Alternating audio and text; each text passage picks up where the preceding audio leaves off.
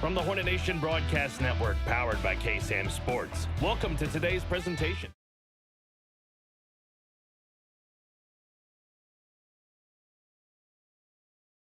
Analyst BJ McMichael and the voice of Hornets Baseball, Collin Neill.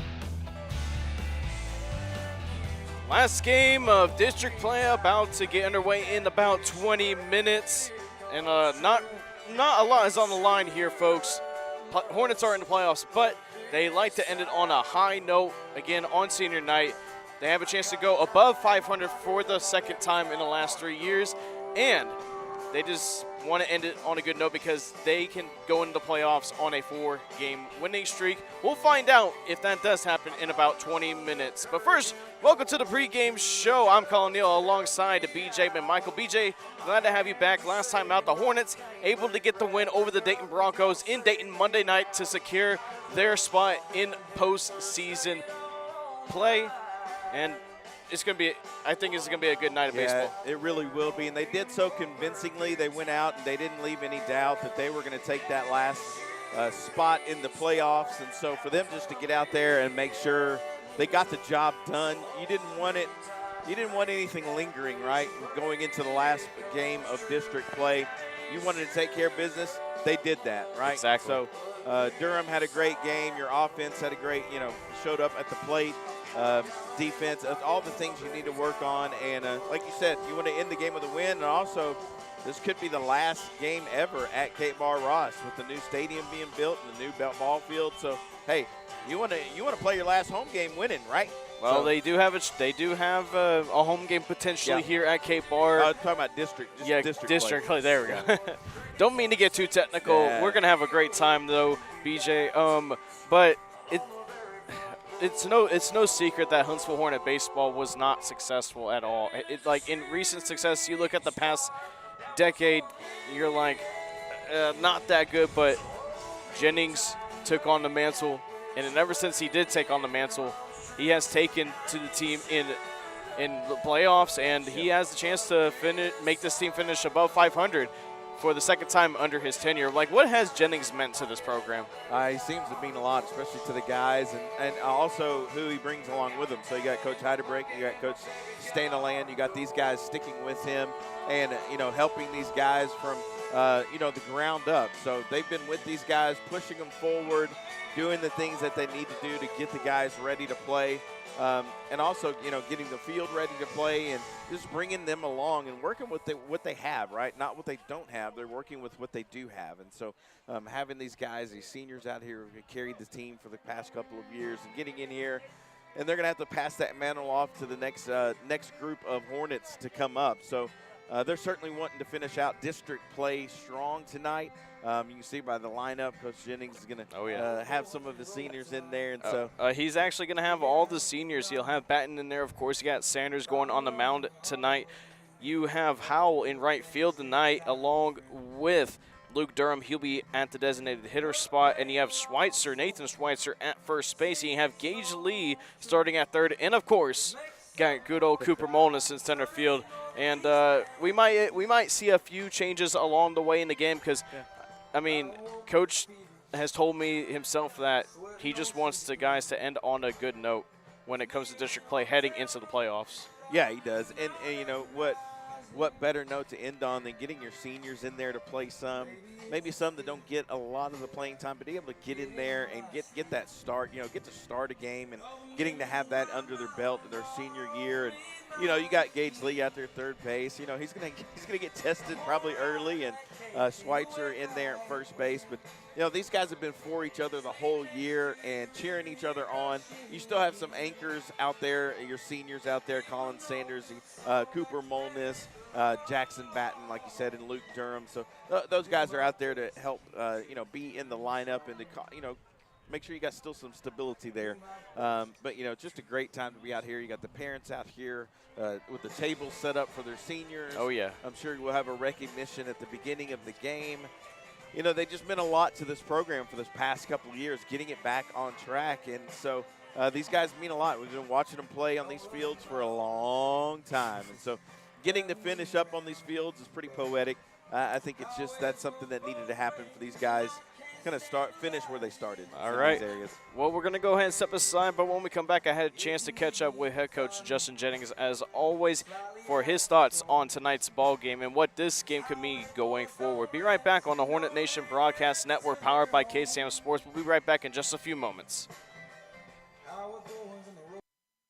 Hello, I'm Greg Smith, and am proud to be the owner of Huntsville and Walker County's premier funeral home, Sam Houston Memorial. What makes us the premier funeral home? The reasons are simple. Sam Houston Memorial Funeral Home has the premier facilities in the area, and our directors and staff are top of the line, offering premier care for you and your loved ones in their time of need. Locally owned and family managed for 2 decades, it's our family's honor to serve yours. Sam Houston Memorial Funeral Home, your hometown experts at celebrating life. Welcome back to the pregame show. Collin Neill back alongside head coach Justin Jennings. Coach, you're able to take care of business up in Dayton. We already talked about it, but now you're coming into today 7-7 with a chance to finish above 500 for the second time in the last 3 years on senior night. What's the mindset going into this ballgame? It's kind of, I'll be honest with you, it's kind of a tough deal really, because there's nothing really to play for other than to finish district, at 8-7 above 500. But we're locked in as the 4 seed, so winning, doesn't matter, losing doesn't matter. And it's senior night, and we've had to change. We've moved it up, 2 hours because of weather. So there's just a lot of moving parts, to be honest with you. Today's been a little crazy day, just with all the changes and whatnot. But they're ready to go, and our seniors are all pretty good players. We'll start all of our seniors. They'll be the first 7 guys in the order. And, for the most part, they all play. So there shouldn't be a big drop-off, at least I hope not. But other than that, we would like to move into the postseason on a positive note. But we're just going to get this started with our seniors and just kind of see how it goes and just kind of take it from there. Yeah, y'all defeated Dayton 10-3, but obviously you can't take them lightly. They've beaten some good opponents. They beat Porter. They took Porter extra innings as well in another game against them. But What about them stands out to you for tonight? You got Avila going out there for them on the mound, but what else stands out to you about them? He's got some young kids, and they just get after it, man. They don't know any better, really. I think he starts like 4 or 5 freshmen, and then, they're going to be good players in a year or two. And they just battle, they just compete.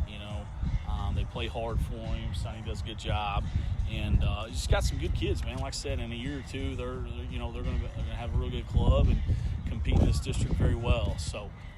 Offensively, they've done a solid job. Every game that we've played against them, they took 2 or 3 from Nacogdoches.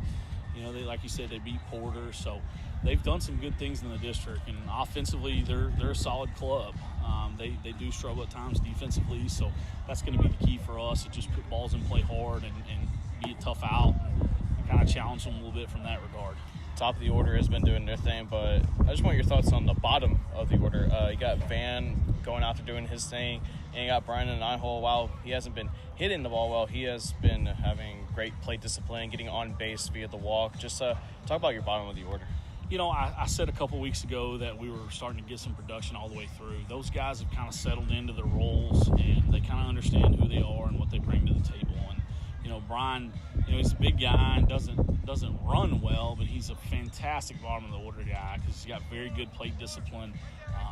He understands, in at-bat adjustments just about better than anybody that we have on our club. And he does a good job of making adjustments, pitch to pitch, and doesn't try to do too much. And Van, the last couple of weeks, has, played really well for us and got some big hits, drove in some big runs. And, whether it's Austin or Nolan or Collin or whoever's been down there, they've done a good job of doing what they need to do, getting on base for the top of the order and extending innings. So we're looking forward to those guys just continue doing what they're doing, and hopefully we can get that tonight.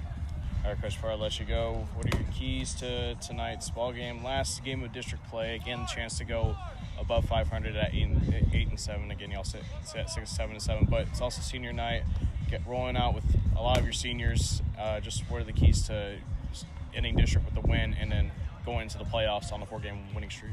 Well, like I said, most of our seniors play a considerable amount, so I don't anticipate there being a huge drop-off. We do have, 3 guys defensively in spots that, they don't play a ton, but offensively we're not so worried about those guys. We're just kind of defensively. So we just got to get off to a good start defensively, make the routine play. Colin's going to do a good job. He's going to throw strikes. He's going to give us a chance to win. And I think the offensive part of it will be fine. We just got to play well defensively with those older guys in those spots. And if we can do that, hopefully the offense will continue doing what they're doing. All right, Coach. Thank you for your time as always. Appreciate it. Thank you. That was head coach Justin Jennings of Huntsville Hornet Baseball. When we come back, we'll have starting lineups and BJ's keys to tonight's ball game, and then first pitch will be underway. From the Hornet Nation Broadcast Network, this is Huntsville Hornet Baseball, powered by KSAM Sports. Texpress Urgent Care Clinic is here to treat your poison ivy, animal bites, sunburns, lacerations, sprains, breaks, and don't forget your camp and sports physicals so you can quickly get back to your daily life. Texpress Urgent Care Clinic in Huntsville, located at 193 I-45 South. Texpress Urgent Care offers a variety of procedures. Check their website at texpressurgentcare.com and visit them on Facebook. That's Texpress Urgent Care Clinic near Bahama Bucks and McAllister's in Huntsville.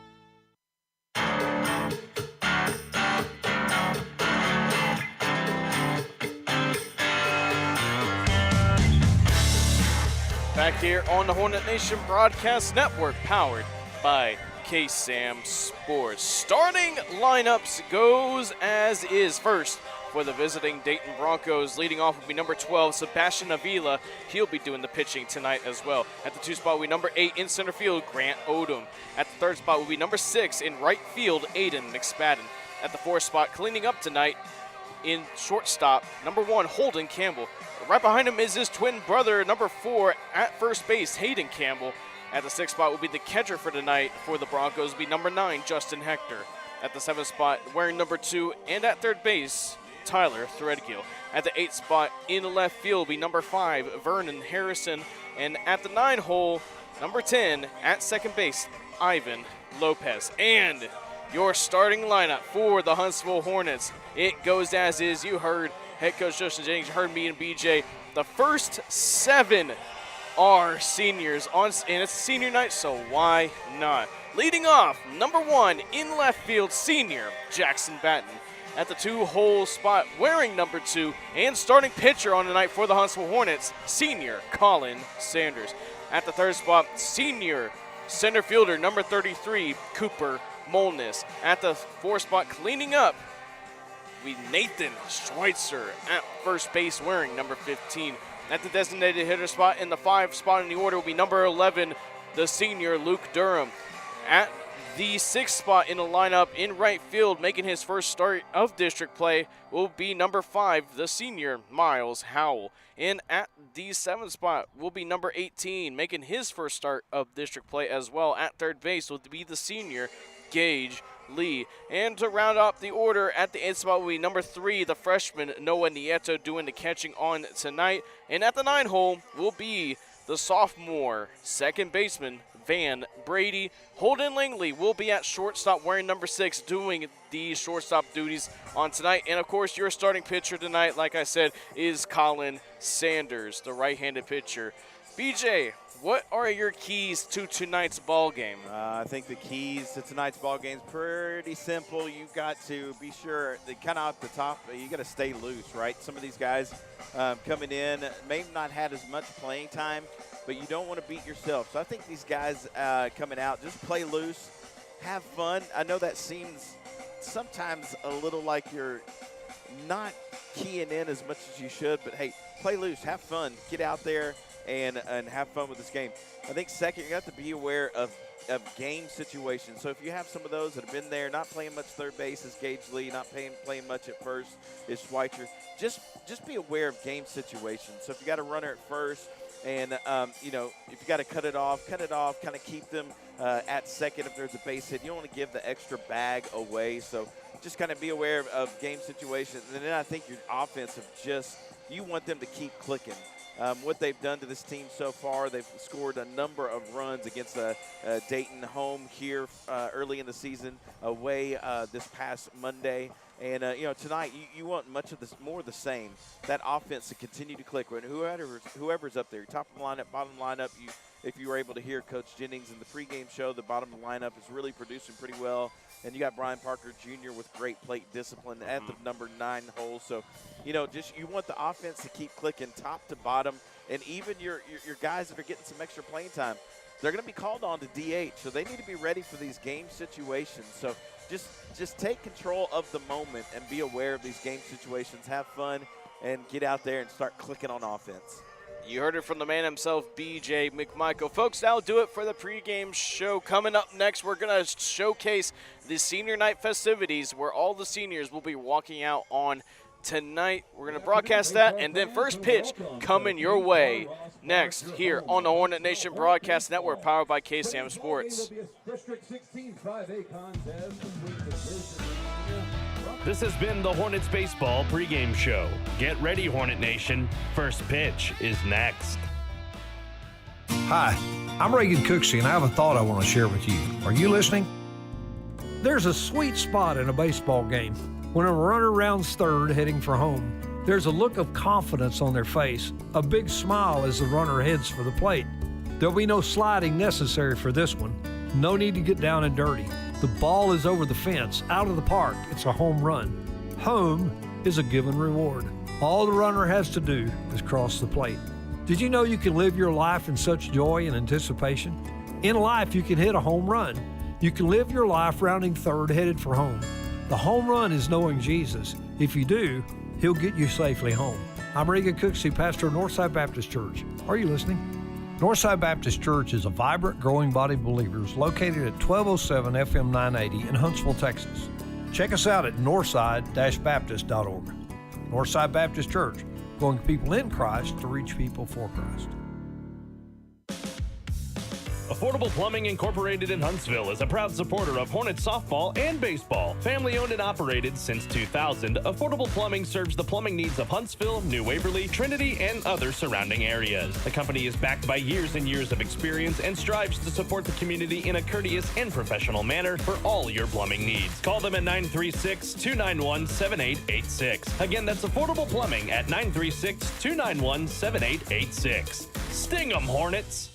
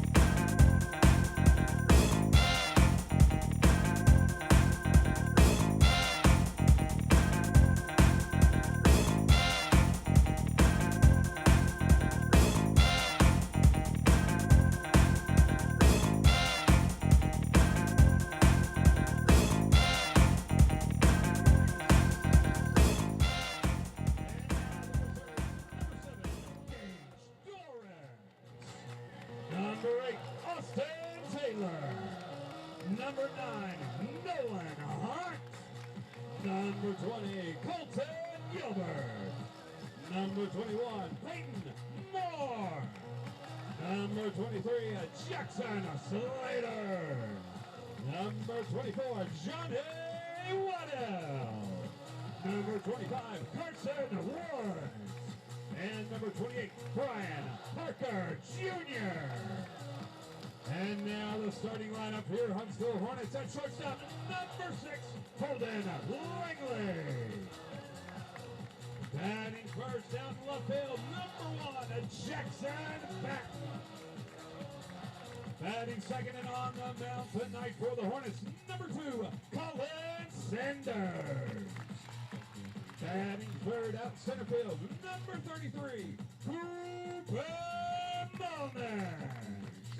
Batting fourth at first base, number 15, Nathan Schweitzer. Batting fifth and the designated hitter tonight for the Hornets, number 11, Luke Durham. Batting sixth out right field, number 5, Miles Howell. Batting seventh at third base, number 18, Gage Lee. And batting eighth and behind the plate tonight for the Hornets, number 3, Noah Nieto. And batting ninth, number 4, at second base, Van Brady. The Head coach for your Huntsville Hornets is Justin Jennings, and assistant coaches Corey Heidebrick, Jonathan Gorey, and Justin Stanley.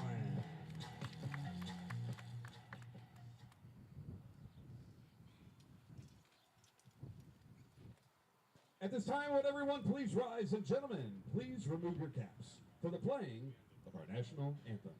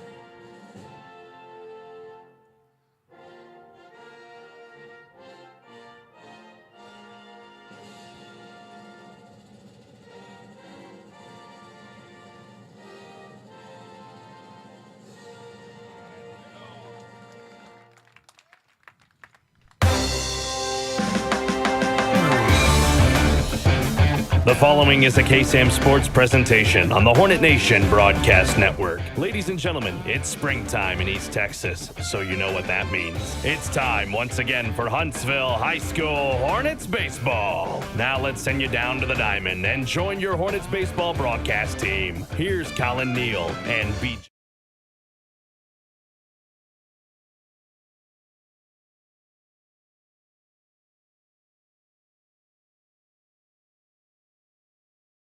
Right now, but that won't stop us here on the Hornet Nation Broadcast Network, powered by KSAM Sports. Huntsville Hornets taking on the Dayton Broncos to finish off district play before they head on to their third straight playoffs. Starting on the mound tonight for the Huntsville Hornets, number 2, the senior right-handed pitcher, Collin Sanders. Sanders sports a 2-4 record, 27 2/3 innings pitched, 3.80 ERA, 2.03 whip, 18 balls, 19 strikeouts. Opponents batting .328.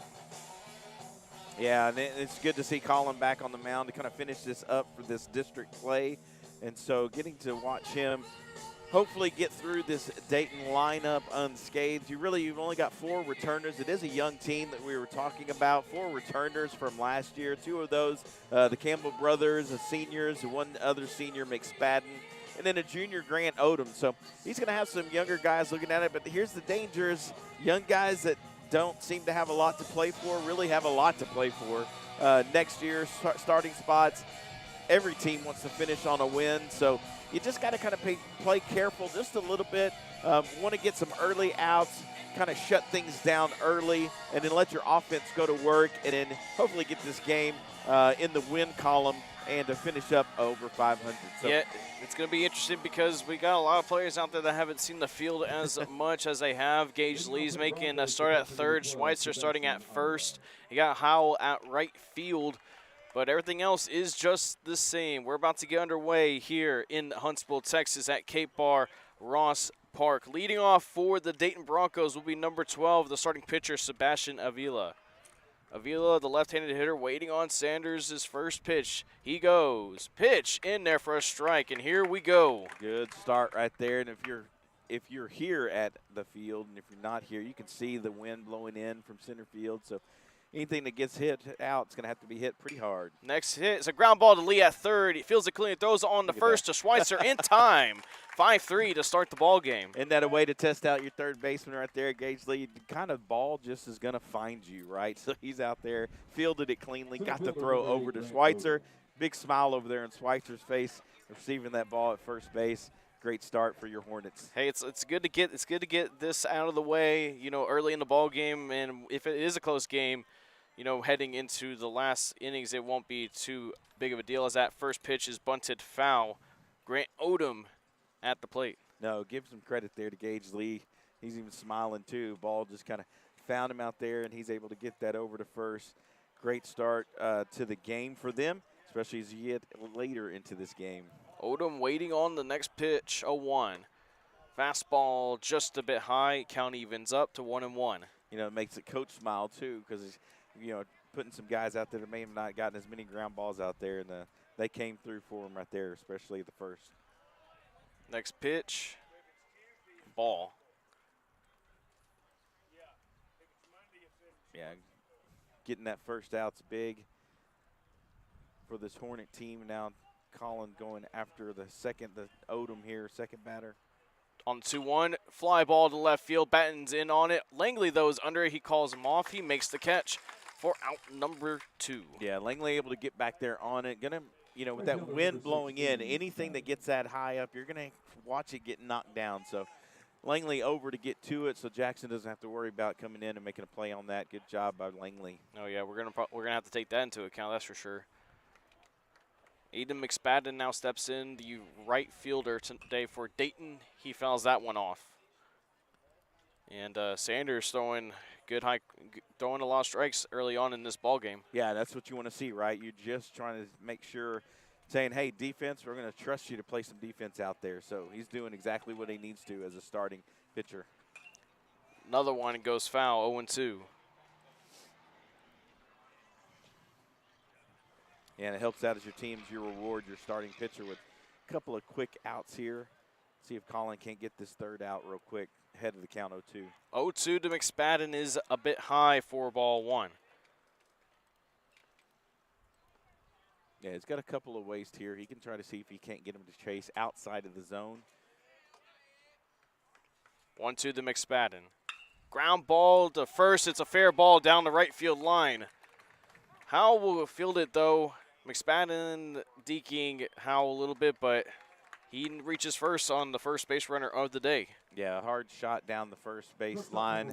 That's what you kind of come to expect from McSpadden being a senior on your team, wanting to get his guys out to a start, even with 2 outs, and to hand it on over to Campbell. So these next 2, trying to get these out. Being sure to get these 2 seniors out will be a good test for Collin and the defense behind him. Holden Campbell, the starter from Monday night, steps in. That one is way high and away. And then right behind him is his twin. I actually ran into the Campbell brothers, and they are indeed twins. I had to make sure I was correct on that, and they are in fact twins. Well, one's got a little bit longer hair than the other. 1-0. Ground ball. Lee can't field it. It rolls down the left field line. McSpadden will hold up at second. 2 straight singles. Good job by Jackson getting over there and getting to that ball quickly, so your runner at first doesn't advance an extra base past second. Still with 2 outs, keeping the runners on first and second is going to be big, especially with the senior for coming up for Dayton Broncos. Hayden Campbell now steps in, batting in the 5 spot. Was the catcher on Monday night. He was catching his brother, so I can imagine that's I wonder how that is. Yeah. Hayden Campbell waiting on Sanders with 2 outs, runners at first and second. Breaker just a bit high and away for ball 1. Sanders is on the bump. Nieto's behind the plate. Schweitzer's at first. Van Brady's at second. Lee's at third. Langley's at short. Batten's in left field. Molness is in center field. And Howell is in right field. 1-0. Liner. Langley can't field it cleanly. Was a tough play. They're going to go ahead and rule that as an E6. Yeah, you can see that right off the bat. Had some movement coming off. Hit right in front of him and just kind of ate him up there on the infield. Langley, I know, would tell you he's got to come up with that one. Unable to do so. Bases loaded. Still nobody in. Facing a little bit of trouble here is Sanders, but you know, all it takes is a ground ball, strike out, get out of this inning, and hand it over to your offense. Yeah, Justin Hector stepping in, the starting catcher on the afternoon rather. Gotta remember, it's not like nighttime yet. We're all gonna have to adjust at a different time. First pitch doesn't clip the black. Ball 1. Yeah, we got some inclement weather coming in. Pretty much it would have been game time at 7, so having to move this game up early so we can get this game in before district play is over. 1-0, low. Well, after getting the first 2 outs pretty quickly, Sanders having a bit of trouble. Might be a little antsy on the mound, but he's experienced. Wants to try to get it out unscathed. 3-0. Good pitch though. Yeah, little trouble there. Defense didn't help him out any, or a couple of those plays there. But hopefully he can bear down and get some strikes here. 3-0 in there for a strike. Hey, but these are all teaching situations, right? You know, district player, as you can move into the tournament, as you go into postseason, you're going to have some times with bases loaded possibly with a 3-0 count. Low, ball 4. Bases loaded walk, and Dayton are on the board first. Yeah, that was a good eye there by Hector to kind of, he was gonna make Collin pitch to him. That was a little too low out of the zone. He was able to not chase and get an RBI for him in that time. I think we have a courtesy runner. Yeah, it's going to be number 7, Angel Gutierrez, going over there for Justin Hector. So they've been in this position before, chasing some runs early on. Hopefully they just limit it to the 1 run here at the top of the first and come with their offense and come in strong. So still a big deal here to get these outs, get this out right here and get out of this inning just giving up the 1. Sanders trying to work out of early trouble. First pitch is a fly ball down the right field line that will go out of play.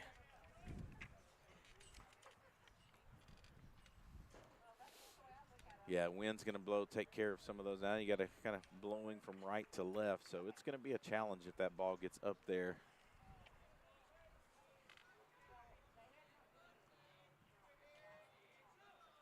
Next pitch, in there for a strike.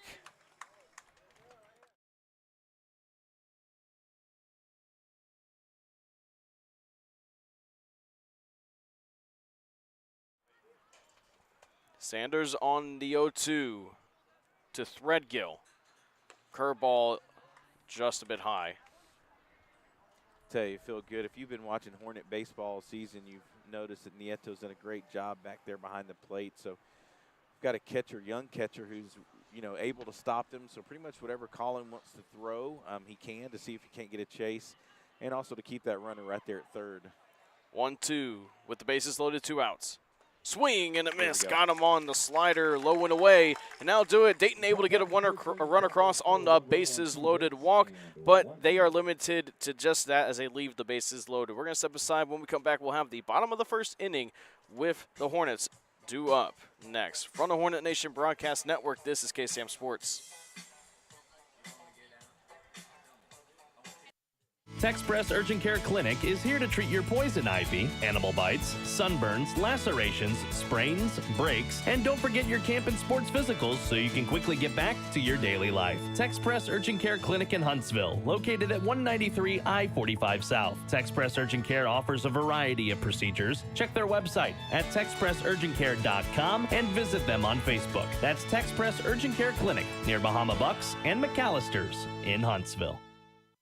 Hello, I'm Greg Smith, and am proud to be the owner of Huntsville and Walker County's premier funeral home, Sam Houston Memorial. What makes us the premier funeral home? The reasons are simple. Sam Houston Memorial Funeral Home has the premier facilities in the area, and our directors and staff are top of the line, offering premier care for you and your loved ones in their time of need. Locally owned and family managed for 2 decades, it's our family's honor to serve yours. Sam Houston Memorial Funeral Home, your hometown experts at celebrating life.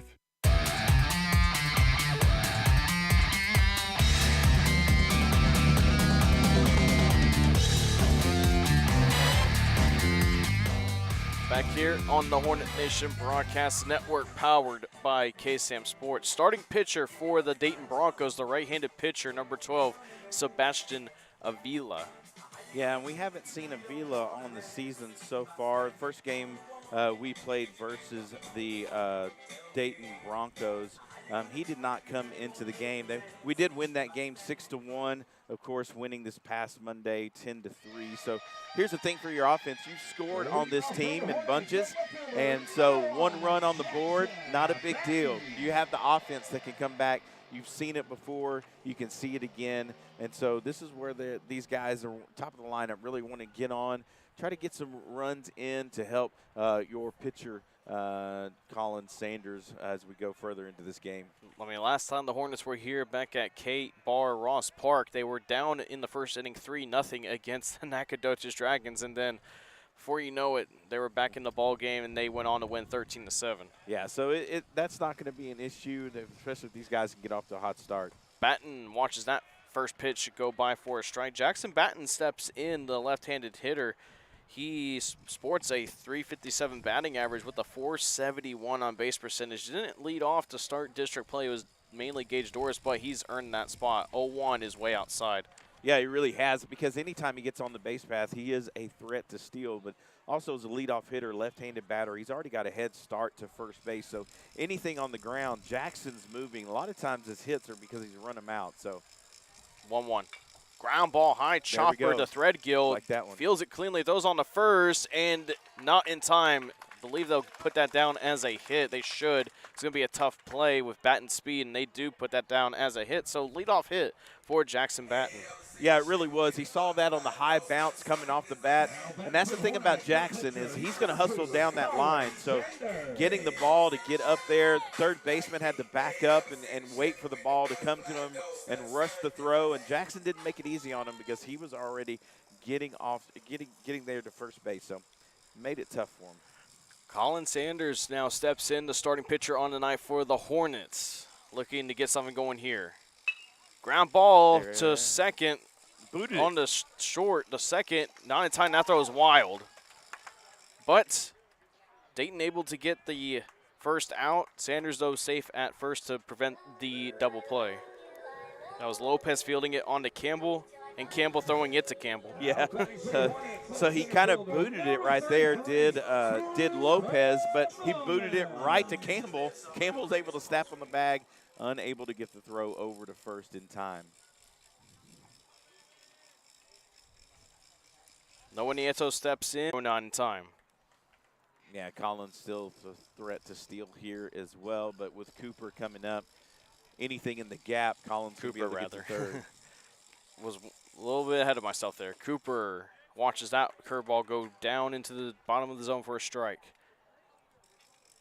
Yeah, Nieto's not batting 3 or 4. He's back down at the 8th spot, like at the beginning of district play, but you know, first 7 seniors in the batting lineup on the district play. I love it. Fly ball to center field, going back on his Odom. He's under it, still going in. He makes the catch. Sanders retreating back to first. Throw was cleanly thrown in, but not in time. 2 outs. Yeah, good job there by Collin. With this wind, you've got to make sure that catch is secured. And so he went halfway, a little further than halfway, almost 3/4 of the way there, but able to make it back on the catch there by Odom. Nathan Schweitzer now steps in.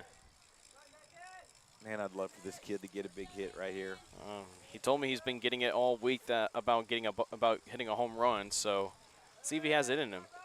Inside, ball 1. Almost hit him there on the shoulder. Yeah, he looked like he was going to wear it anyway. He plays football, so I imagine that doesn't feel like anything to him. No, he's a tough kid. If he's got to take it off the arm, shoulder, he can. He'll do it. 1-0 from Avila. Fly ball to left field. Harrison has to run in on it. It's going to be trouble, and it is going to be caught by Harrison in left field after the shortstop, Campbell, lost it. Hornets able to get a runner on base with a leadoff single by Batten, but leave a runner stranded as we head to the 2nd inning. Dayton up 1-0 against the Huntsville Hornets. Be right back on the Hornet Nation Broadcast Network, powered by KSAM Sports. A Affordable Plumbing Incorporated in Huntsville is a proud supporter of Hornets softball and baseball. Family owned and operated since 2000, Affordable Plumbing serves the plumbing needs of Huntsville, New Waverly, Trinity, and other surrounding areas. The company is backed by years and years of experience and strives to support the community in a courteous and professional manner for all your plumbing needs. Call them at 936-291-7886. Again, that's Affordable Plumbing at 936-291-7886. Sting 'em, Hornets!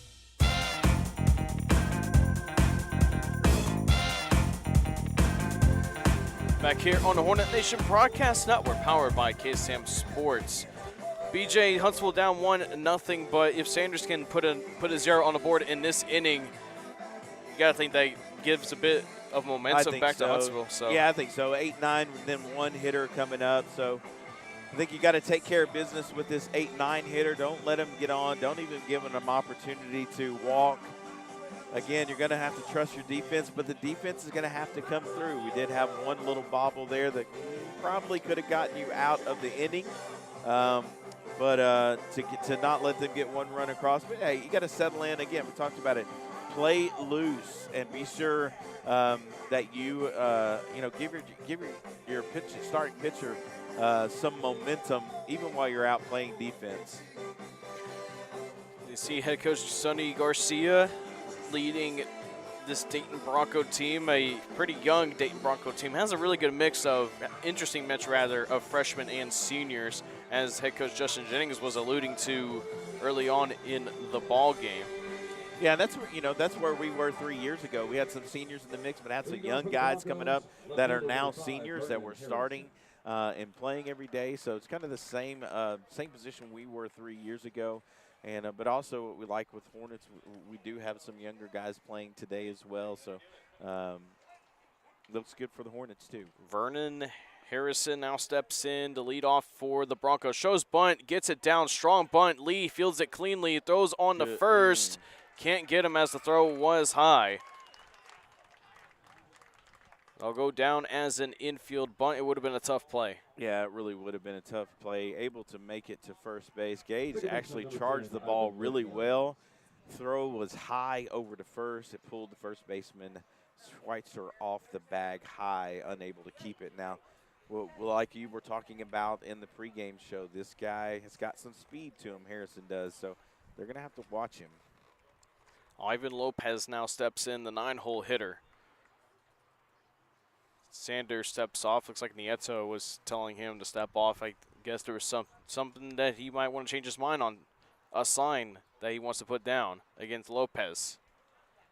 Working from the stretch, he goes. Harrison going, line drive to left center field. I'll get down. Batten fields it cleanly. Harrison thought about going for 3, but holds off wisely. But that's two straight singles to lead off this top of the second for the Broncos. Yeah, and you didn't want that coming into your 8 and 9 hitters, making a little bit of impact here in the game so far. Getting on base, stealing over there. Going to have to watch him over to third as well.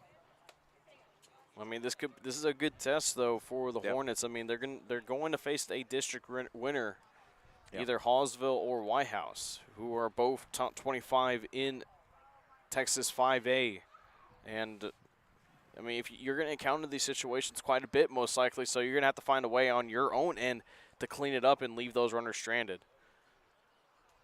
Avila, the leadoff hitter, steps back in as the lineup turns over. Pitches in the dirt. Nieto keeps it just about in front of him. Runners stay where they are. Yeah, I don't know Avila's numbers on the year or, bunt. I would imagine a bunt attempt would be good coming here. We're probably going over to ask coach for some signs. It may even have been a bunt attempt that was called there, and he just missed it. So, especially with runners, or your bottom of the lineup on first and second, and your top of the lineup up with Odom, McSpadden, and Campbell coming up. If you're a Dayton Bronco, you want to try to get those runners over to second and third with your guys coming up that could drive them in. So, wouldn't be surprised to see a bunt laid down here.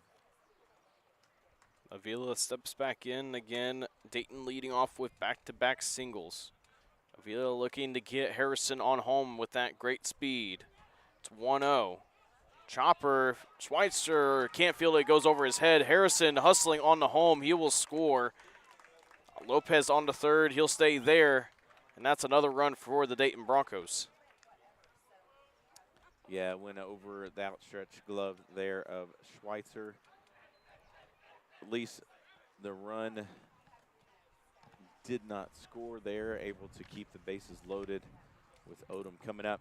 The run did score. Oh, it did score, yeah. Never mind. Harrison with that speed, he read it. He must have read it, and it was just a slow roller to right field. Howell had to go a long ways to get that ball. 2-0 Dayton. They already have 5 hits on the ball game. Grant Odom back in. Popped out to Langley his last time out at shortstop. Sanders goes.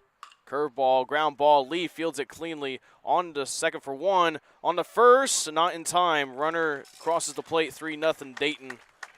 But Hornets able to get that first out. Yeah, good job by Gage getting that ball over to second base to get the fielder's choice out at second, getting an out on the board, and keeping the runner there at first.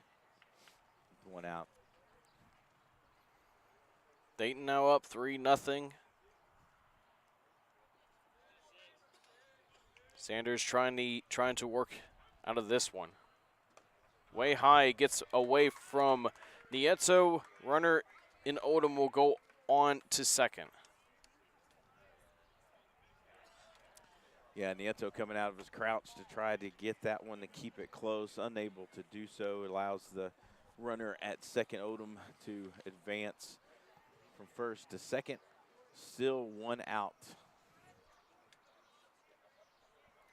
Sanders looking back at Odom at second. He goes. Ground ball through the right side for a base hit. Odom's going to try and score. Howell can't field the ball cleanly, and it's 4-0 Dayton.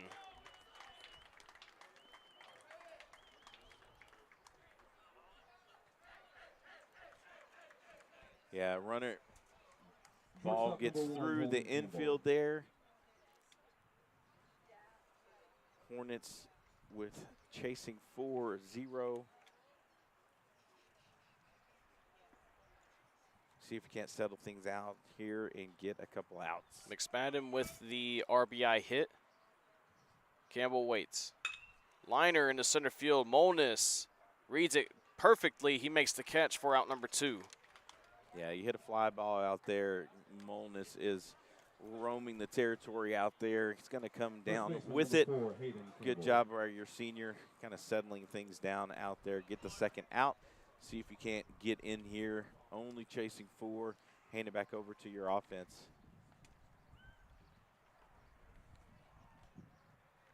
The other half of the Campbell brothers steps in. Curveball in there for a strike. Yeah, that's a good pitch there by Collin. Had him guessing on that one. Kind of froze him just a little bit. 0-1 from Collin. Swing and a miss. Slider. 0-2. 1 strike away from getting out of this one. And getting your offense back out there. That's been hot. Scoring at least 10 runs in the past 3 ball games. 0-2. Called. Strike 3. Buckled him up. And that'll do it, but Dayton able to get 3 runs across the plate. Now it's up to the Hornets offense to respond. Be right back on the Hornet Nation Broadcast Network, powered by KSAM Sports. This is Huntsville Hornet Baseball. Hi, I'm Reagan Cooksey, and I have a thought I want to share with you. Are you listening? There's a sweet spot in a baseball game when a runner rounds third heading for home. There's a look of confidence on their face, a big smile as the runner heads for the plate. There'll be no sliding necessary for this one. No need to get down and dirty. The ball is over the fence, out of the park. It's a home run. Home is a given reward. All the runner has to do is cross the plate. Did you know you can live your life in such joy and anticipation? In life, you can hit a home run. You can live your life rounding third headed for home.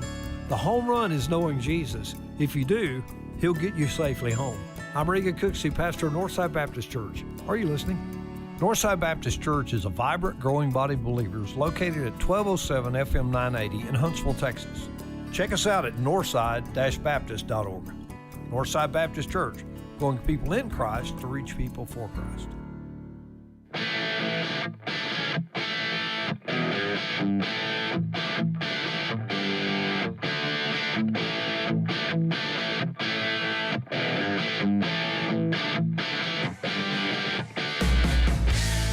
Dayton up 4-0 on the Huntsville Hornets as we head to the bottom of the second inning. And BJ, what do the Hornets have to do to respond and get back and make it a whole new ball game at the very least? They just got to stop the momentum, right? Right now, Dayton Broncos have all of the momentum. Nothing really to play for, but also nothing really to lose. So you just get out here and try to make things happen. That's what they've done. They put the ball in play. They've just scored runs when they've had to. So as a Hornet crew, this right here, you got to silence them. That means you got to get a couple of runs on the board so that you want to be sure to stay in this game. You're never out of it, but it certainly helps getting a couple more runs. So it's going to, this bottom lineup's going to have to get some. That first pitch will go foul to begin this at bat with Luke Durham up to the plate, 0-1. Durham batting .280 on the season. District play, rather. Trying to get something going here. 0-1 from Avila. Another foul ball that'll go out of play. Yeah, Durham staying on it, behind in the count, but taking some good hacks at it. See if he makes sure not to chase out of the zone, but if something comes there where he can hit, hopefully he can drive it. 0-2 from Avila. Popped up on the infield. That wind may make it trouble. Avila's under it. He'll make the catch. Yeah, ball just caught up there. Avila will be able to make a good play on it. Getting your Luke Durham out on that one. Making his first start in district play, Miles Howell now steps in. Howell, if he puts the ball in play, he can showcase quite a bit of speed. That first pitch, did he go? He did not. 1-0. Yeah, able to hold off on that one. Good job to get ahead in the count early, 1-0. 1-0. In there for a strike that time. Gage Lee's due up, and hey, if both these guys can get on base, that paves the way for Nieto and Brady, who have been really good. 1-1, popped up. Don't know where the ball is. Campbell's under it, though. He'll make the catch, and Howell runs into Campbell, but he seems all right. Out number 2. Kind of took a little bit to that one. Pushed over, but he's right over the bag and over the baseline. Yeah, they just seem to be getting under the ball quite a bit. You get under it with this wind, the ball's going to hang up and give an opportunity to catch the ball. So, and try to get some level swings here and drive it somewhere. Big hole right center. Wind coming from center field straight to us, right behind home plate. Gage Lee steps in. Avila shaking off Hector. He goes this time now. Inside, bit high as well for ball 1.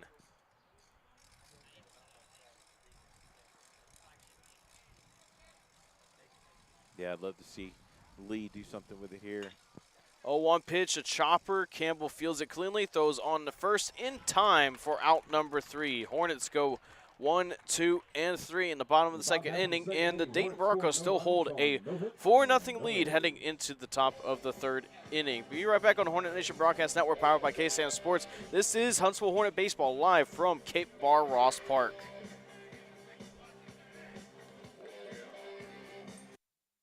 Hello, I'm Greg Smith, and am proud to be the owner of Huntsville and Walker County's premier funeral home, Sam Houston Memorial. What makes us the premier funeral home? The reasons are simple. Sam Houston Memorial Funeral Home has the premier facilities in the area, and our directors and staff are top of the line, offering premier care for you and your loved ones in their time of need. Locally owned and family managed for 2 decades, it's our family's honor to serve yours. Sam Houston Memorial Funeral Home, your hometown experts at celebrating life.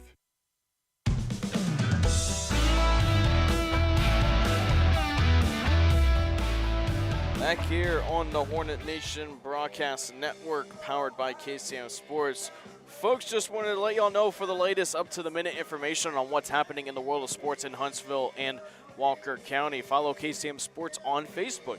You can find breaking news and information for the Huntsville Hornets, Sam Houston Bearcats, and much more on the page. KSAM Sports on Facebook, your home for Huntsville and Walker County sports. And while you're still in the social media sphere, be sure you head on over to Twitter and follow KSAM on Twitter. Just search KSAM 1017. And while you're still there on Twitter, Huntsville Hornet Baseball is on Twitter. Be sure you give them a follow. Just search Huntsville_BSB. And Huntsville Lady Hornet Softball, they are about to be in action in Waxahachie, Texas in the first round of the bi-district. Be sure you support them. One way you can do it, follow them on Twitter at HuntsvilleSB. Yeah, and I think they got 2 games on the night if they're able to, weather permitting, right? Yeah, weather is definitely permitting on that. So even after today's game, you catch at least one of those, hopefully, and hopefully our Lady Hornets can get 2 wins and just put some finishing touches on the first round of the playoffs there for girls Lady Hornet softball. We get things going here at the top of the third. Sanders' first pitch is low for ball 1 to Justin Hector. Yeah, you're the Hornets. You're wanting to keep the score right here where it is. You are dealing with your middle of or towards the bottom of the lineup, 6, 7, 8, 9. 1-0 is a fly ball to right field. That'll go out of play.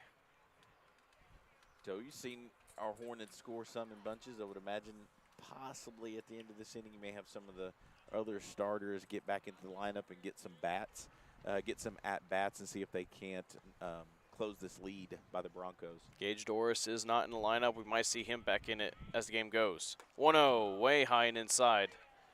Yeah, Brian Parker Jr. not in the lineup. Nolan Hunt, who's gotten some starts early in the year. 2-1. Ground ball down the third baseline. It will go foul. If you just put a 0 on the board right here, BJ, I think that's some good momentum. You know, you got your 8, 9, and 1 hitters coming up with Nieto and Brady, and then Batten. That can get something going. 2-2. Curveball just a bit low. Full count. Yeah, absolutely. I think they're, get out of here with 0 and try to give your bottom of the lineup, as Coach was talking about, to set up the top of the lineup, scratch a couple of runs on the board, and you are in business. 3-2. Low, ball 4. Full count walk for Justin Hector. Yeah, and this is where it kind of started in the previous inning, the bottom of the lineup, getting on base and moving around. So not wanting to give them any chances to move batters around, move the base runners around. So you're going to have to play some tight defense and try to get some strikeouts here. The 7-hole hitter Tyler Threadgill now steps in.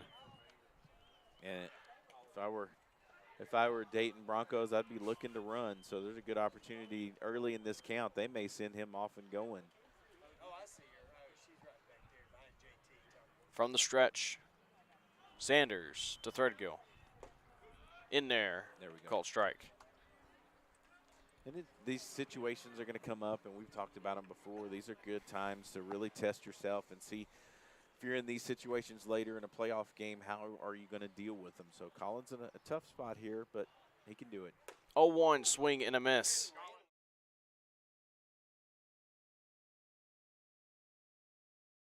Have an answer for that pitch. Good pitch there by Collin, getting ahead of the count 0-2. Can get him to chase, but you got to watch those pass balls. 0-2, way outside on that fastball.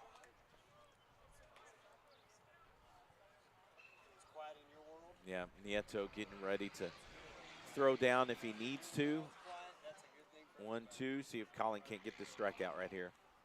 He goes. Swing and a miss. Yeah, good job by Collin coming to get him. Had it moving a little bit off the plate there. Threadgill unable to come up with it. That's a big out for your pitcher and for your defense there to get that out on the board. Doing good. Got a bunch of fans out here on the Hornet side. Dayton also traveling as well. So it's senior night. Let's see if the more crowd comes in as the game goes. Sanders goes, runner goes, swing and a miss, throw down to second is not in time. Third go with the stolen base. Yeah, tough to come up there for the ball there for Langley. Yeah, it looked like it short hopped him. Wasn't able to get the glove down. 0-1 though with one out, runner at second. Swing and a miss. You know, these Dayton hitters are getting to that fastball, but having a bit of trouble with the breaking stuff. Yeah, they are, and Collin, past two batters, getting ahead in the count. That just sets you up for some other pitches, you know, where they can't square up and get them to chase. 0-2's in the dirt. Still got a couple, at least one more to play with here.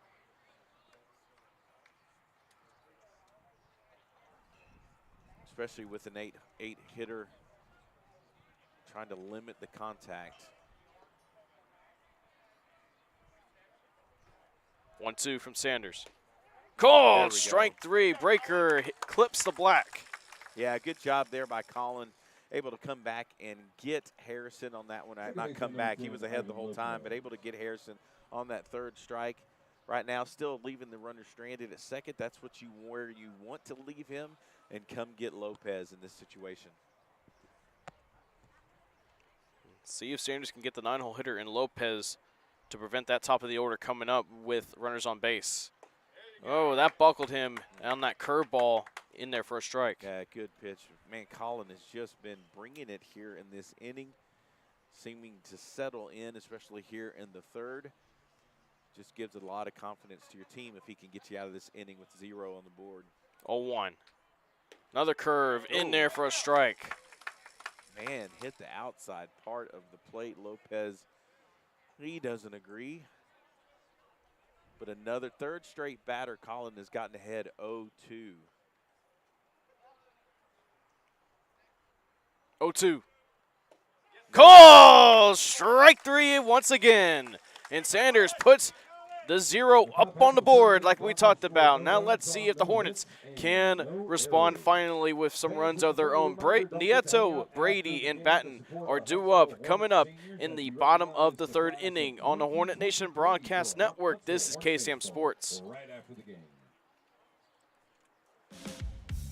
Affordable Plumbing Incorporated in Huntsville is a proud supporter of Hornet softball and baseball. Family owned and operated since 2000, Affordable Plumbing serves the plumbing needs of Huntsville, New Waverly, Trinity, and other surrounding areas. The company is backed by years and years of experience and strives to support the community in a courteous and professional manner for all your plumbing needs. Call them at 936-291-7886. Again, that's Affordable Plumbing at 936-291-7886. Sting 'em, Hornets!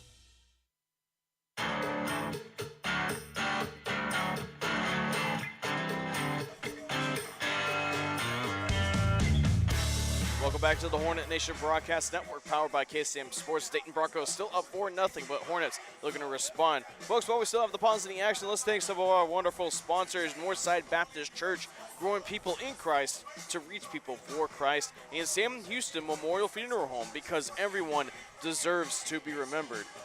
BJ, you got your 8, 9, and 1 hitters coming up, Nieto, Brady, and then Batten. I think this is a prime time right here to get some runners on base. Yeah, these are some guys who've been playing all year for you. Nieto's been big. Van Brady's come on as of late, playing some good baseball at second base and getting some timely hits for your Hornets. So 8, 9, hitters to hand it back off to the top of your lineup. So this is where you're wanting to do some damage in this game. This is it. At least 2 runs. I think you need at least 2 runs in this part of the game to really give yourself some confidence that you can come back and get this one from the Dayton Broncos. You shut them down in the previous inning. Now it's time to get some back. Nieto now stepping in. He wants to try to get things going here at the bottom of the third. High and inside for ball 1. Yeah, pretty tight pitch there for Nieto.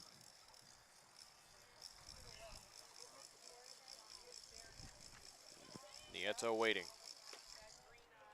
Just a bit high and away, good eye. He's not really blowing you away with stuff. We're just getting under it on the ones that we're getting to. So I think if they could just make contact, get some line drives through, it could be a different ball game.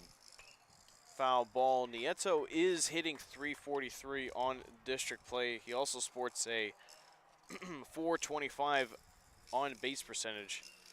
2-1, he has it in his advantage. Yeah, I think they just got to relax, play loose, and just drive the ball. Curveball inside, 4-3. Yeah, 3-1. Nieto, you're just looking to get base runners on right here. So do not give up the plate and try to see if don't chase. Get a walk if you need to. You're just trying to get base runners. 3-1. Oh, Way high and in. Ball 4. Nieto had to move out of the way of that one, but leadoff walk. yeah, we'll take that right there. I don't want him getting hit in the face. Nieto with a little matrix action right there, kind of coming back off of that, getting a little chin music. But right here, coach is gonna talk to Van Brady, make sure he knows what he's gonna do. Good spot here for Van Brady to try to drive it, maybe between first and second. Yeah, we got Johnny Waddell going out there to courtesy run for Nieto, and Waddell, you know, he's starting to see some more action. He's going to see more of it with Howell starting in right field. He's going to be the prime courtesy runner on this afternoon. Let's see what happens here. Avila goes high and in again to Van Brady, who has really stepped up as of late. I mean, this is over his district play. He's batting .429. He already has 6 RBIs in his limited at-bats, but he started in the last couple of games. Fly ball to left field. Going back on it is Harrison at the wall, and he makes the catch. He runs it to the wall. Waddell's going to have to retreat back to first. Man, he had him spun around 2 or 3 different times. Give credit there to Harrison, able to chase it down. I thought that was going up and over his head for sure, but he was able to chase it down. Van Brady put a good swing on it, though. I like it. That's allowed outs. Jackson Batten now steps in. He's working with the runner at first. And you would think if that wind was blowing just a bit more to left field that maybe that ball could have just barely gone out. Oh, if he'd have pulled that anywhere to left field down the line, that would have been out. Showing bunt, gets it down. Avila fields it, slips a little bit, throws on to first in time. Waddell moves on to second. Throw on to second, not in time. Yeah, credit the first baseman over there, Campbell. Played that ball on the other side of the first base bag. The throw was wide to his left. He was able to get over there to it and able to get the ball secured to get that second out. Nice try by Jackson there. I like the attempt. Still have an opportunity for RBI opportunity here for Sanders. Yeah, Sanders has a chance to help his own cause out. He has a speedy runner in Waddell at second. Base hit in the outfield can definitely score the sophomore. That one's high. Man, Brady almost got that one out. I thought that was over Harrison's head for sure. He spun around once and then twice, was still able to locate it. Man, he put a good swing on that one. Sanders waiting on the 1-0 from Avila. Avila steps off. Yeah, if you're the Hornets, man, you just want to tee off this guy right now.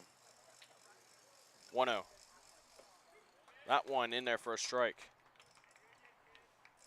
Again, he's not blowing you away with anything. You just got to be patient with the bat.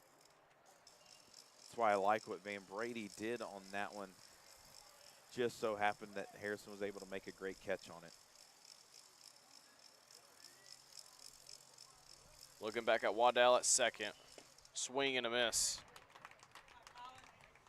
Yeah, you're going to have to mark that one down. That was at least one run coming in with Waddell running and then setting yourself up nicely with Van Brady on second or third with no outs. 1-2. Low. Hector able to block that one. That's the thing Coach is probably going to tell him. You're looking at the scoreboard right now. We got 6 hits for the Dayton Broncos to only 1 for the Hornets, and that's something you want your offense to key into. Get some more hits up there on the board and make some stuff happen. 2-2 from Avila. That one will go foul. That's a foul ball, but it's a good swing because that could have gone either way. That's one of those pitches that can go either way. Rather. Yeah, they're just not squaring up on it. You got a lot of foul balls. You got a lot of fly balls. They're just giving them time there. So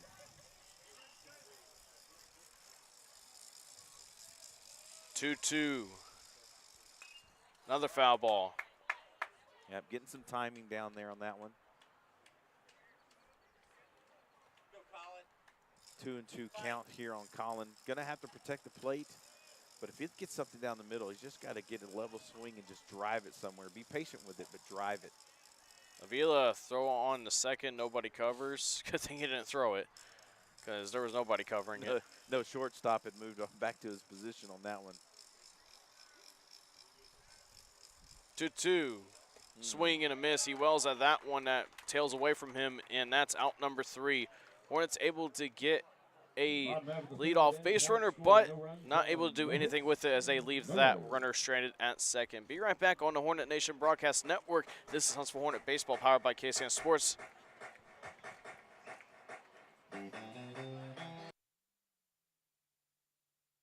Clinic is here to treat your poison ivy, animal bites, sunburns, lacerations, sprains, breaks, and don't forget your camp and sports physicals so you can quickly get back to your daily life. Texpress Urgent Care Clinic in Huntsville, located at 193 I-45 South. Texpress Urgent Care offers a variety of procedures. Check their website at texpressurgentcare.com and visit them on Facebook. That's Texpress Urgent Care Clinic near Bahama Bucks and McAllister's in Huntsville. Hello, I'm Greg Smith, and am proud to be the owner of Huntsville and Walker County's premier funeral home, Sam Houston Memorial. What makes us the premier funeral home? The reasons are simple. Sam Houston Memorial Funeral Home has the premier facilities in the area, and our directors and staff are top of the line, offering premier care for you and your loved ones in their time of need. Locally owned and family managed for 2 decades, it's our family's honor to serve yours. Sam Houston Memorial Funeral Home, your hometown experts at celebrating life.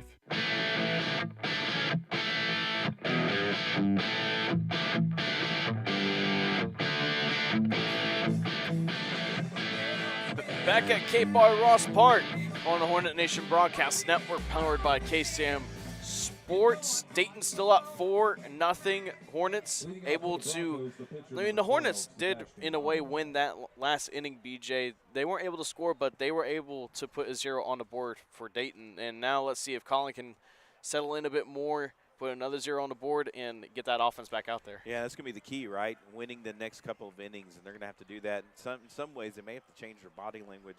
Some of the body language out there just seems a little complacent. Ground ball, Brady charging in on it. He feels it cleanly, throw on the first in time. There we go. Good job by Van Brady, able to get to that ball. Slow rollers sometimes are the toughest because you just got to charge and you've got to transfer into your throwing arm and get the ball over there on time. So good job by Van Brady. Man, I still wish that one would have gone over left field's head. Important thing right there, that was the leadoff hitter in Avila. Now you got the 2-hole hitter coming up with Grant Odom. If you can eliminate this top of the order, won't be any more problems. That one goes foul. Yeah, quick inning is exactly what you want out of this one. I could see possibly Coach having getting some of your other hitters in there if he gets out of this inning with nothing and go to the bottom of the 4th. 0-1. Ground ball to short. Langley fields it cleanly on the first in time. There we go. That's what you're wanting to see. Good job by Langley waiting for that ball to get a hop to him, coming up with it cleanly, getting it over to first base. Schweitzer making the catch over there at first. 3-0 hitter Eden McSpadden now steps in.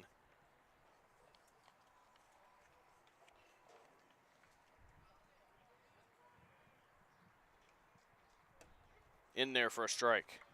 Yeah, man, last 2 innings, Collin has been dialed in. The 3 hitters in the bottom of the 3rd, or top of the 3rd, he got to 0-2 count. Here he's staying ahead. Fly ball to left center field. Monis is moving in on it. Langley, though, backing up, jumping, catching it. Nice play from the shortstop. That was almost a no man's land, but Langley able to get it from dropping. 1, 2, 3 inning for the Dayton Broncos. When we come back, we'll have the bottom of the 4th inning as we're halfway home and new pitcher coming in for the Dayton Broncos already. Be right back on the Hornet Nation Broadcast Network powered by KSAM Sports.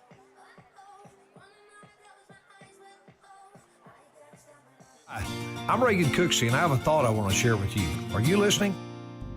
There's a sweet spot in a baseball game when a runner rounds third heading for home. There's a look of confidence on their face, a big smile as the runner heads for the plate. There'll be no sliding necessary for this one. No need to get down and dirty. The ball is over the fence, out of the park. It's a home run. Home is a given reward. All the runner has to do is cross the plate. Did you know you can live your life in such joy and anticipation? In life, you can hit a home run. You can live your life rounding third headed for home. The home run is knowing Jesus. If you do, He'll get you safely home. I'm Reagan Cooksey, pastor of Northside Baptist Church. Are you listening? Northside Baptist Church is a vibrant, growing body of believers located at 1207 FM 980 in Huntsville, Texas. Check us out at northside-baptist.org. Northside Baptist Church, going people in Christ to reach people for Christ.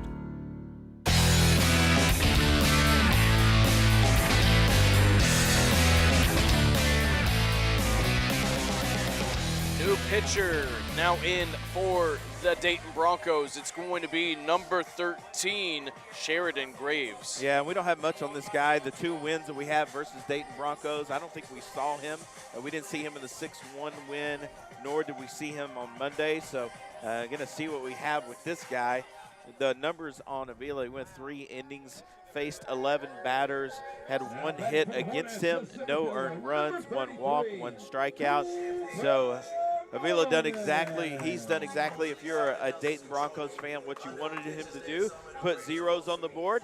But hopefully, as a Hornet fan, that's going to change, and we get some zeros off the board and win this inning.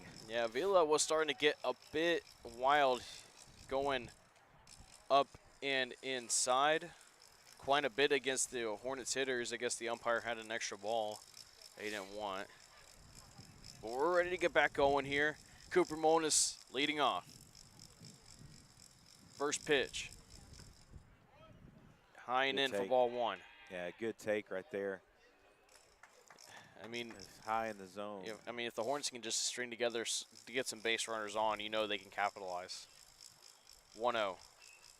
Way outside. Yeah, that's what your new pitcher coming in. You haven't seen them before. You're going to want to make them work, even though your best are your RBI leader for the Hornets up there, and one of your best hitters. Cooper's just looking to get base runners, right? You can't get 4 runs back if you don't have anybody on the base path. So Cooper's going to have to be patient and see if this guy can give him a strike. 2-0. There's that strike. 2-1.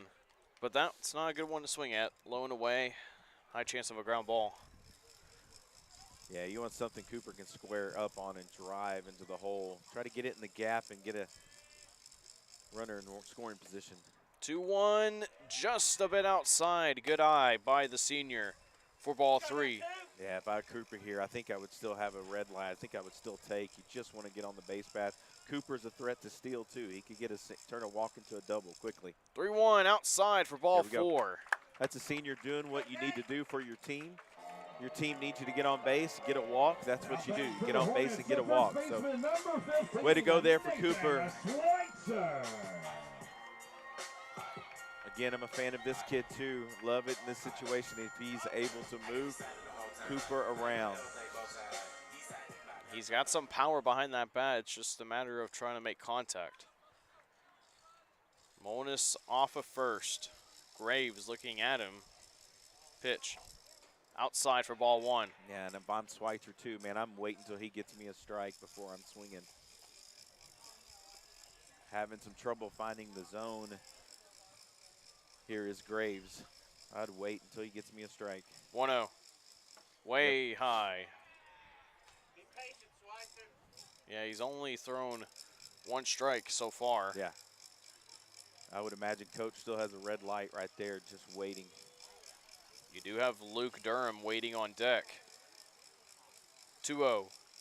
Yep, that's high. 3. Ball 3. 3-0 for Schweitzer. And like I said, Durham is waiting on deck. Yeah. I'm telling my batters, you're not swinging until you see a strike. Molness off first. Graves is 3-0. Nope. In there for a strike.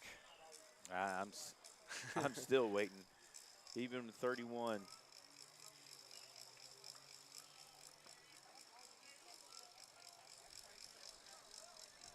Payoff.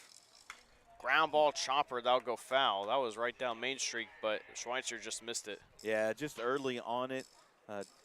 Got it to the dugout side, Hornet dugout side of the field. Now he's got to buckle down, got to protect the plate. Don't chase. Graves looking to get his first out right here. He steps off. Yeah, it was a good pitch that Nathan swung at. That was going to most likely be a strike right here. Just be patient. Full count. Molness is off and going. Good take. Curveball is high. Good Throw down take. to second. Doesn't matter.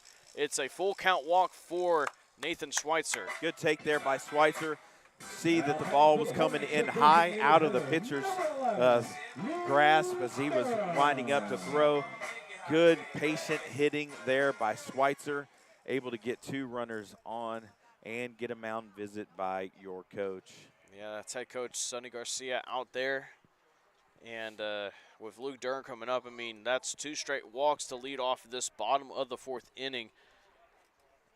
I mean, prime opportunity here. You got if I'm head coach Justin Jennings, I'm telling my team, hey, we got to score runs right here. We need to get some momentum going. We cannot leave these runners on base, and that was something they had a lot of trouble with before they went on this 3-game winning streak. And they are gonna put a new pitcher out there for the Dayton Broncos, as Graves' afternoon is already over with after 2 batters. We'll be right back as we will get all the information you need on the new pitcher for the Dayton Broncos on the Hornet Nation Broadcast Network. This is KSAM Sports. Texpress Urgent Care Clinic is here to treat your poison ivy, animal bites, sunburns, lacerations, sprains, breaks, and don't forget your camp and sports physicals so you can quickly get back to your daily life. Texpress Urgent Care Clinic in Huntsville, located at 193 I-45 South. Texpress Urgent Care offers a variety of procedures. Check their website at texpressurgentcare.com and visit them on Facebook. That's Texpress Urgent Care Clinic near Bahama Bucks and McAllister's in Huntsville.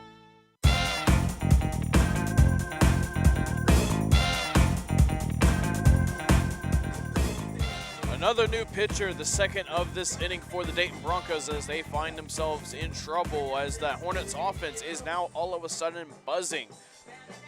Coming in will be number 17, Hunter Wallace. Yeah, and we have seen Wallace on the season. Did he pitch? I can't remember if he didn't pitch. He pitched the first game against them, 4 innings for the Dayton Broncos. He got 7 hits off of him, 5 earned runs.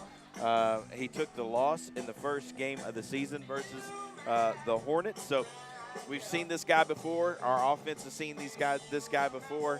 So hopefully they've already, got some scouting on him and able to get on him. Yep. Well, prime spot for the senior Luke Durham, doing the designated hitting on tonight. He's got runners at first and second with nobody out. Molness led off this inning with a walk. He's now over at second, and Schweitzer working a full count walk. He's at first. Durham waiting. And then they're going to get Molness picked off on the third. It gets away! And Molness will go on home to score as he has a laughing smile on his face. And Schweitzer will go on to second. That's how the Hornets score the first run on their end. Hey, I guess that's a way to wake up your bench right over there, right? As he's going to third and letting them have a little bit of it. That's a way to wake some of them up. You'll take the run any way that you can get it at this point in time. Cooper making things happen. Got hung up there a little bit, but he made something out of it and able to score. I wonder what Molness' dad thinks of that.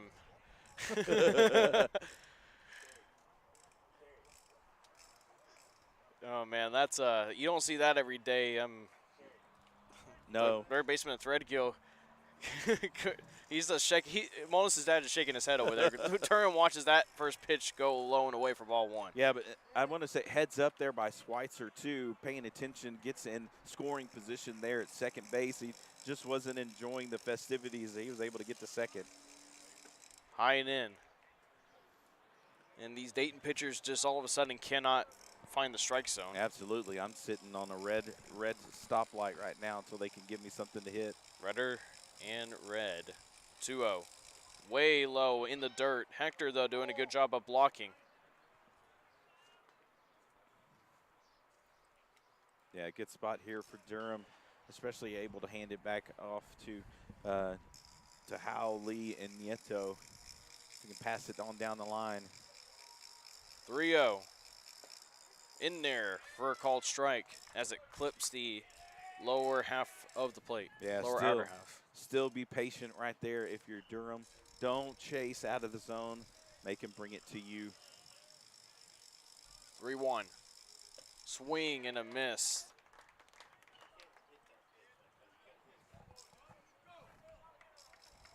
Looks like Durham was going for power on that one.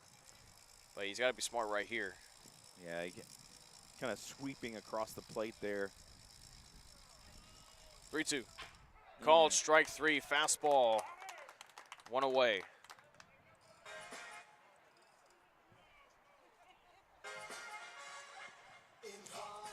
Now batting for the Hornets, the right fielder, Miles Howell now number steps 5, in. Miles Howell.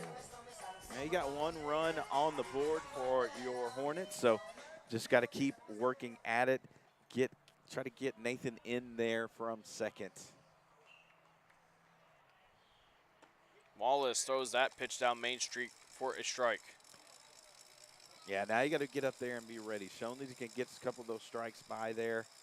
Got to be ready to hit. Now, next one in there for a strike. Looks like he's throwing a bit upper 3/4, it looks like. Yeah, wind's coming into play a little bit, too. That kind of froze Howell there. Howell waiting, 0-2. Soft fly ball to left center field. Campbell under it, though. He'll make the catch for out number 2. Yeah, again, another soft contact by your Hornet batters. None able to square up to it. So far, stranding Schweitzer there at second. Good spot here for Lee to make something happen. Contact, get it through the infield, and there's a chance you score Schweitzer. I do see Nolan Hunt with some batting gloves in a bat in that dugout. First pitch, outside 1-0.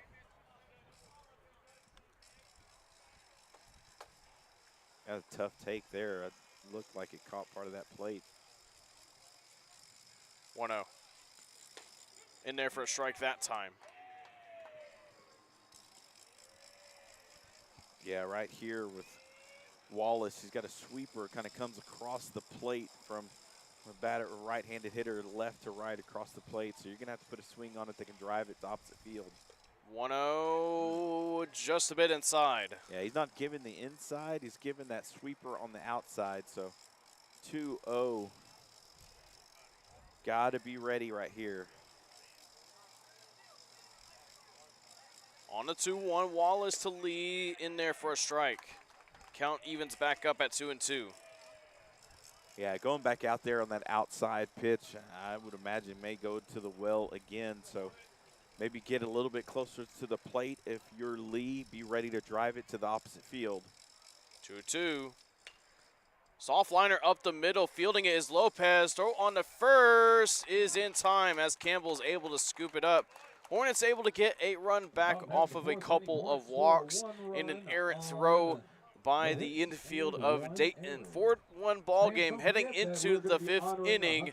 Let's see if the Hornets can put another 0 on the board. We'll be right back here on the Hornet Nation Broadcast Network, powered by KSAM Sports.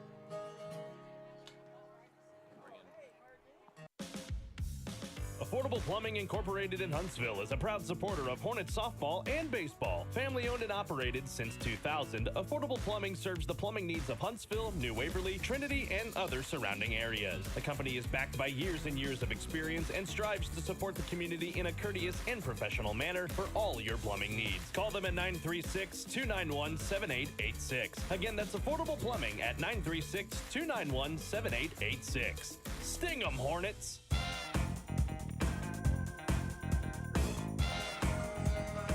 Back here on the Hornet Nation Broadcast Network, powered by KSAM Sports. Folks, while we still have pause in the action, let's take some more of our wonderful sponsors: Texpress Urgent Care, quality health care and unmatched customer service, and Affordable Plumbing, family owned and operated since 2000, supporting Walker County and surrounding counties. Yeah, Hornets right here. Got one run in the bottom of the fourth. Wouldn't have minded. It wouldn't hurt my feelings at all if they could have got that second run across. But they're still chasing three. Still a big job ahead of them for them to get these out. You won the bottom of the fourth. Now it's time to win the fifth, sixth, and seventh. You win those innings, and you've got at least a tie ball game, or you can go ahead. So Hornets got an uphill battle, but it's something that they can do. Correction, number 1, the shortstop, Holden Campbell. Holden Campbell will now lead off this top of the fifth. 4, 5, and 6 hitters due up. Middle of the order for Dayton. That one goes foul.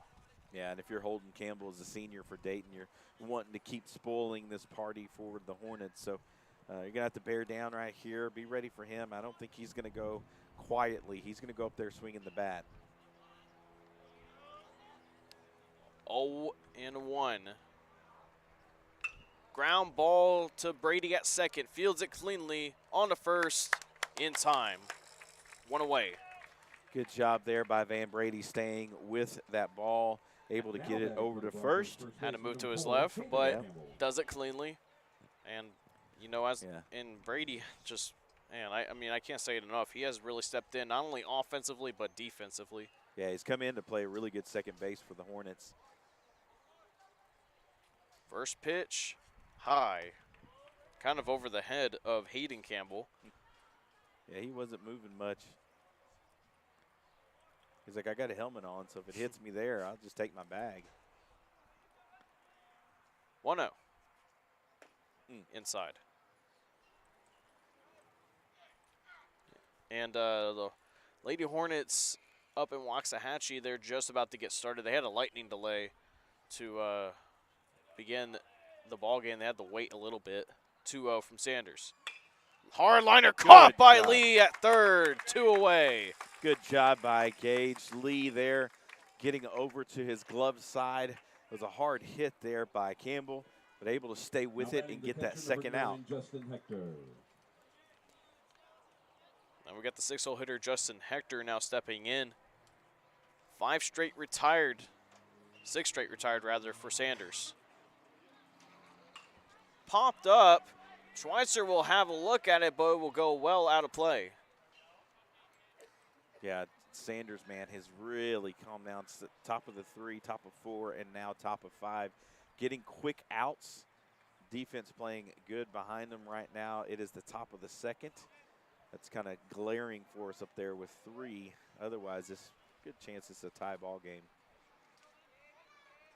0-1. Just a bit high in a way for 1-1. Yeah, but I really like how Sanders has settled down here. Last 2 innings, 2 2/3 innings. 1-1. Ground ball. Sanders able to field it. Throw on the first in time. That's a good way to get that third out. 7 straight retired for Collin Sanders. We now head to the bottom of the 5th inning. Hornets trying to get some more runs to cross the plate to get back into the ball game. We'll be right back on the Hornet Nation Broadcast Network, powered by KSAM Sports. Hi, I'm Reagan Cooksey, and I have a thought I want to share with you. Are you listening? There's a sweet spot in a baseball game when a runner rounds third heading for home. There's a look of confidence on their face, a big smile as the runner heads for the plate. There'll be no sliding necessary for this one. No need to get down and dirty. The ball is over the fence, out of the park. It's a home run. Home is a given reward. All the runner has to do is cross the plate. Did you know you can live your life in such joy and anticipation? In life, you can hit a home run. You can live your life rounding third, headed for home. The home run is knowing Jesus. If you do, He'll get you safely home. I'm Regan Cooksey, pastor of Northside Baptist Church. Are you listening? Northside Baptist Church is a vibrant, growing body of believers located at 1207 FM 980 in Huntsville, Texas. Check us out at northside-baptist.org. Northside Baptist Church, going people in Christ to reach people for Christ.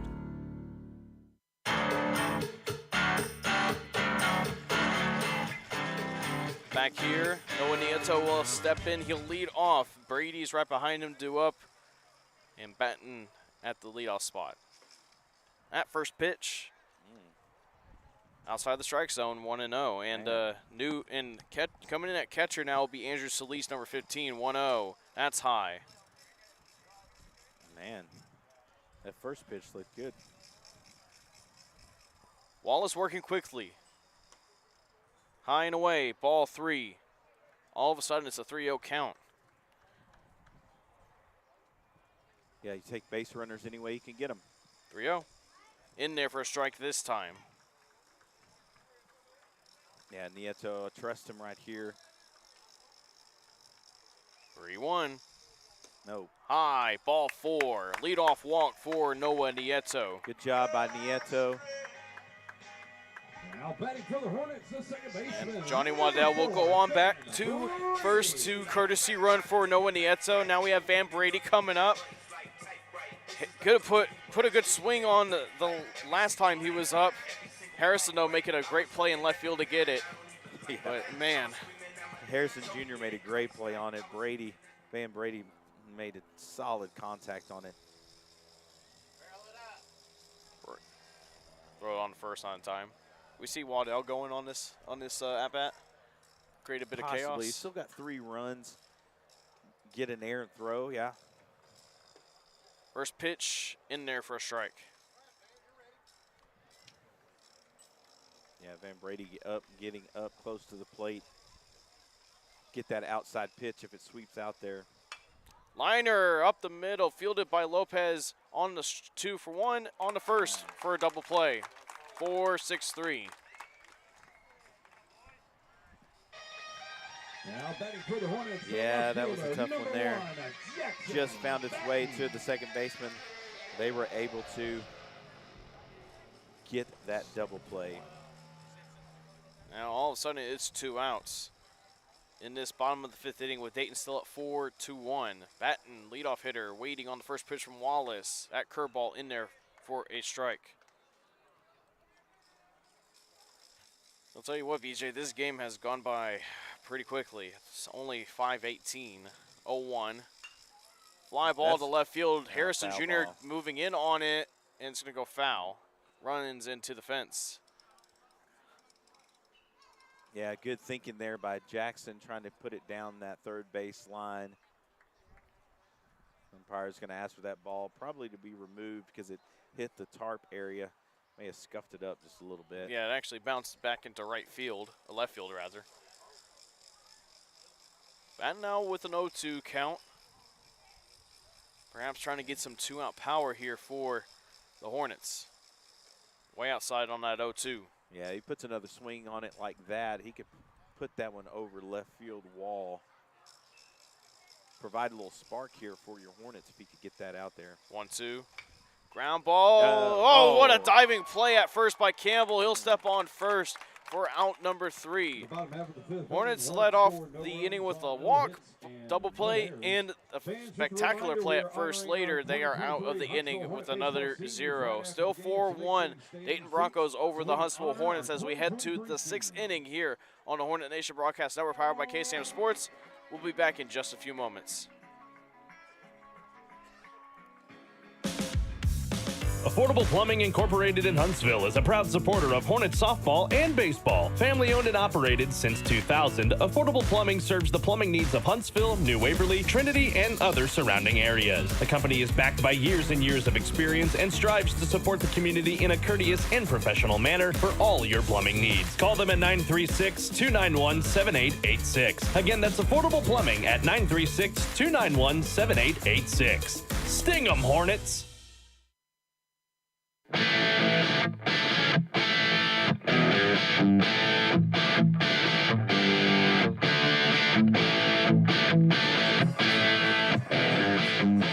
Back here on the Hornet Nation Broadcast Network, powered by KSAM Sports, we got a fielding change for the Huntsville Hornets.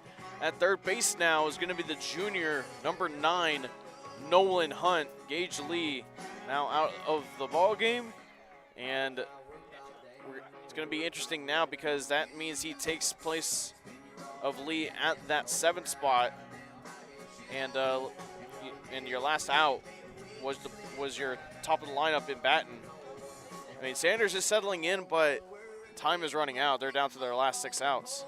Yeah, they got to get a couple of runs. The 1 run on the board helps you. Getting 2 would have helped you a little bit more, but those zeros right now are glaring at you right now for the Hornets, getting zeros in the first through third innings and then now in the 5th. So you got to do something out there to help your pitcher out. He's settled in and had 3 quick innings, looking for a 4th one. Got to help your pitcher out. 7, 8, and 9 hitters due up. Threadgill, Harrison Jr., and Lopez. Joe's bunt watches that one dive below the zone for ball 1. Yeah, going to test Nolan Hunt out early. Going to bring him in now close to the grass. 1-0. Just below the knees. Yeah, I can see why Collin would want to go back out there. He's been giving that strike there most of the afternoon. 2-0. Goes go. back there, able to get the call. Yeah, that's where he's wanting to get. Keep them off balance, put it out there on the outside of the plate, kind of keep them from squaring up and getting hard contact. 2-1. Hard liner, Langley able to field it on the hop. Throw on the first in time.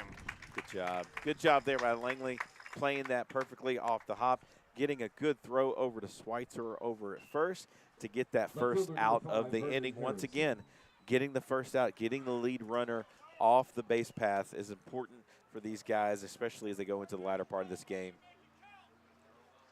Harrison Jr. now stepping back in. Hunt in on the grass. They're expecting bunt. Harrison Jr. shows bunt, pulls back.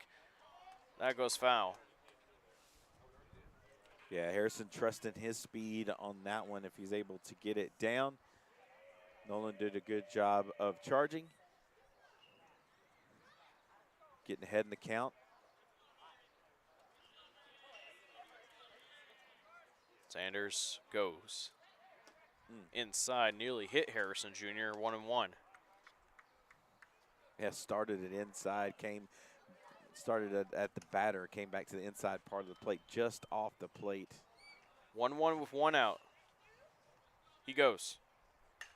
Hard ground ball goes foul. Yeah, first base umpire's trying to make a play on it over there. Yeah, he's taking him back to the good old days, I guess. Guess so. Didn't give us a foul call. Just he was trying to. Yeah, I was like, fair, foul. 1-2. Low. Yeah, I don't mind that pitch, trying to get him to chase there. 2-2 count. Now it's time to come get him. Now, folks, if you just realize that it's starting to get a bit darker, those clouds are setting in. Wind is picking up. 2-2. Hits Harrison Jr. on the back.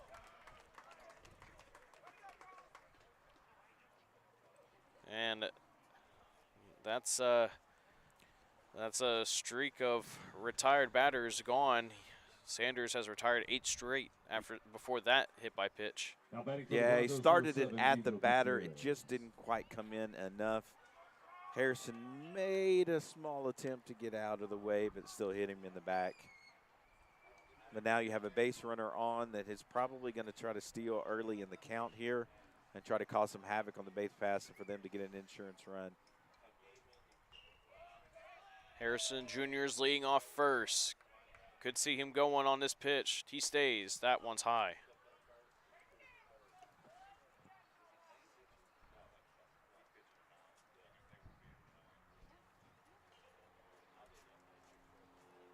Yeah, it may even have been a bunt call there that he missed or hit and run. Time is called by the batter. Yeah, this is a run here. You got 6 outs left for the Hornets. You're concerned about this runner. You don't want him getting around. You want to have a 3-run lead at the most, chasing 3 runs at the most going into the bottom of the 6th. 1-0 to Gutierrez is in there for a strike. Yeah. The Hornets are just not out of the ball game, but like I said, they're running out of time. It's a 3-run ball game. I mean, you put Dayton in a safe situation. You put the pressure on him. Shows bunt. Throw down to second. Got him. Did he get him? He got him! Yep. Nice throw there by Nieto. A speedy runner in Harrison. Nieto cuts him down at second base. Great throw. Great tag there by Langley.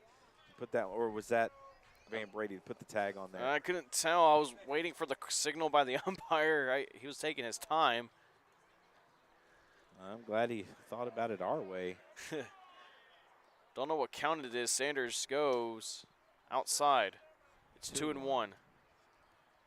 Yeah, great job, Nieto, knowing that he was probably going to try to steal in the count there. Came up throwing, put an absolute strike right there at second. 2-1 is high and in. Cutting a runner down there is big at this point in the game. Having a speedy runner like Harrison at second base with only 1 out is definitely something you did not want to happen going in the bottom of the 6th. Sanders on the 3-1. Low and in. 4-4.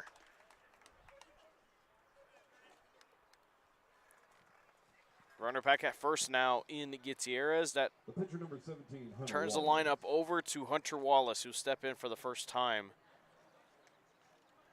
in this ball game.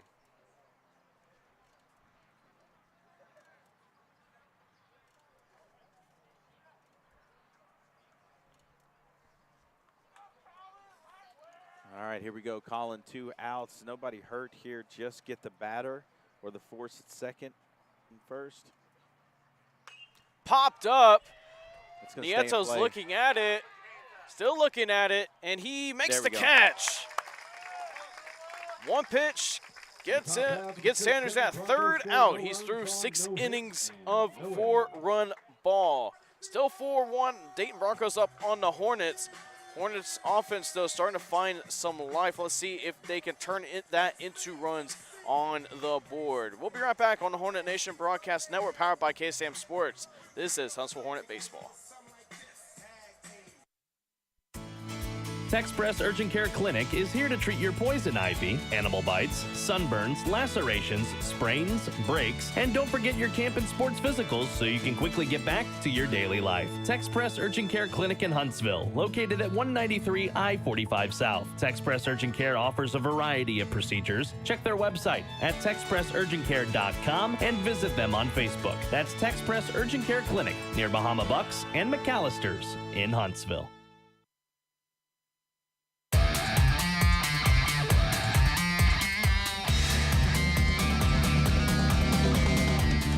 Back here on the Hornet Nation Broadcast Network, powered by KSAM Sports. While we still have pause in the action, let's thank some of our wonderful sponsors for today's ball game. Affordable Plumbing, family owned and operated since 2000, supporting Walker County and surrounding counties, and Sam Houston Memorial Funeral Home, because everyone deserves to be remembered. Looking live at Waxahachie, Texas. Huntsville Lady Hornets finally got underway in Waxahachie against the Mount Pleasant Tigers for the first round of the playoffs by district. It's currently the bottom of the first inning, nobody out. They have runners at the corners, though. Let's hope the Lady Hornets can get the win on out there. Again, Waxahachie, Carlos Zimmerman on the call with that one, along with Luke Scott. All right, Christian Cortez and Kendall Morris also up there as well. Sanders leads off, swing and a miss.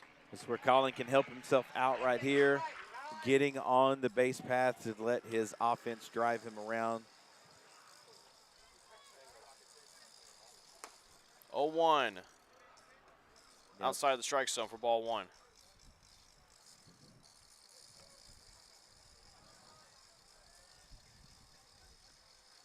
Sanders waiting, 1-1. Low and away. Yeah, if we start making some noise here, I could see possibly Brian Parker Jr. coming in to pinch hit or Doris coming in. That one in there for a strike, 2-2. Lady Hornets got on the board with a 1 run, the single. 2-2. Inside, ball 3, full count. Cooper Molness waiting on deck for the Hornets. Yeah, you know Cooper wants to get back out there and have a chance to drive somebody in. Full count pitch is flown out to left center That's field. trouble. Campbell's moving in Nope, on it. he's got Harrison Jr., though, isn't on it on his own, and he makes the catch for out number 1. Yeah, he's made some plays out there. That one hung up there quite a bit for him to be able to get under it. It's a center fielder, number 33, Cooper Molness. Cooper Molness now steps in. I do see Gage Doris with the helmet and a bat right behind Nathan Schweitzer. Maybe coming in for Durham. Fly There ball we to go. left center field. It's dropping Touchdown. quickly for Harrison. Oh. Harrison moving in, diving play. my He makes the goodness. catch. Out number 2. I tell you what, Harrison has played a good left field today.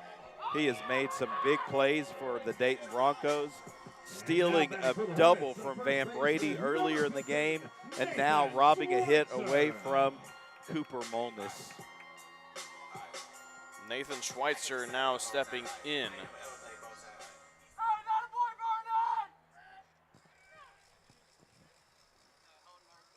Worked a full count walk his last time up. Popped up.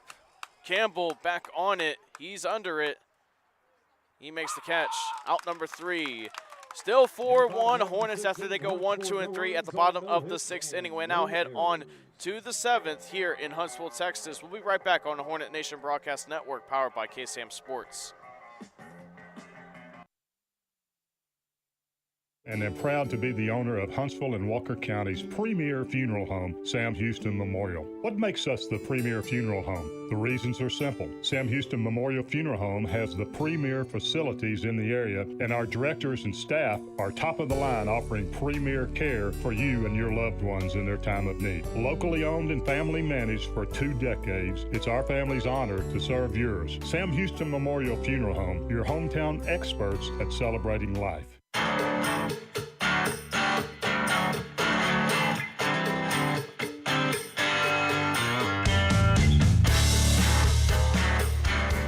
Still a 4-1 ball game in favor of the visiting team in the Dayton Broncos. Huntsville Hornets looking to put another 0 on the board to give their offense one last chance to tie the ball game up and possibly walk it off. They're down to the last 3 outs, but Sanders is back out there for his 7th inning of work.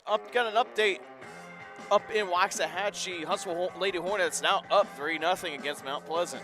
Yeah, Lady Hornets showing off some offense there, putting 3 runs up in the bottom of the 1st for your Lady Hornets.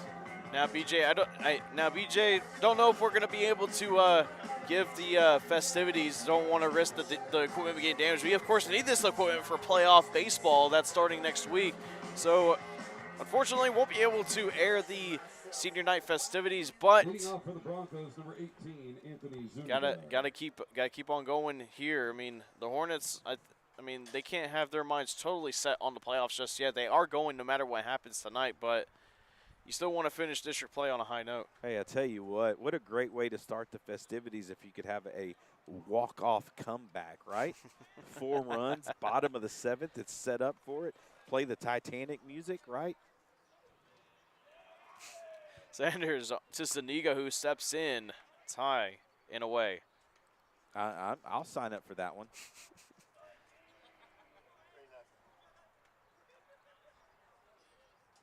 Sanders just a bit high.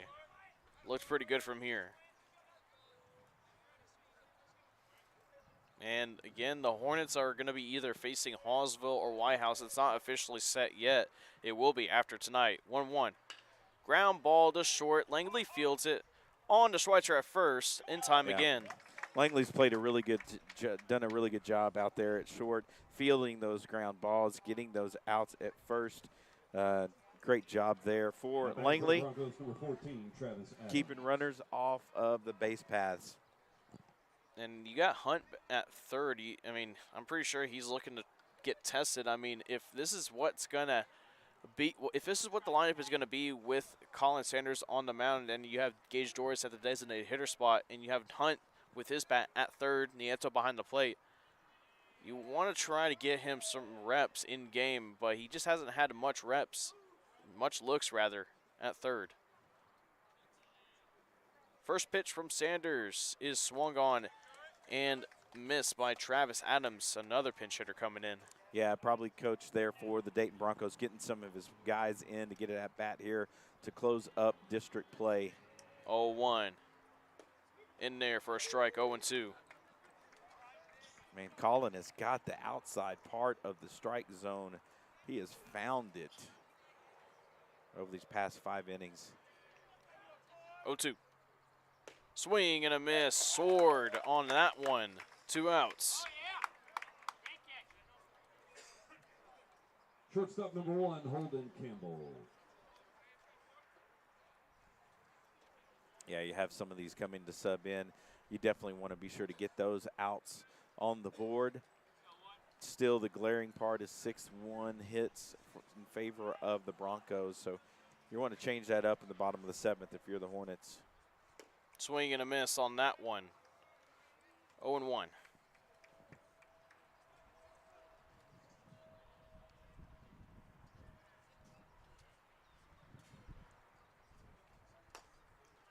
That one outside for ball 1.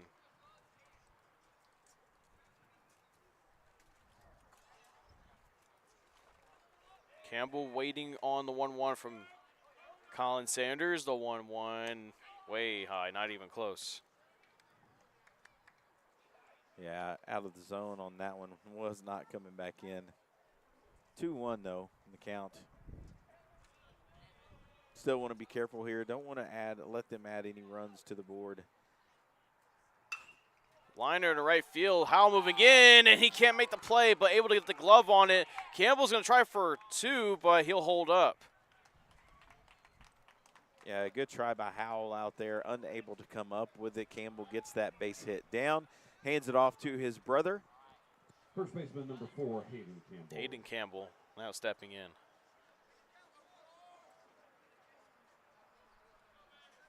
Again, we want to stop it right here.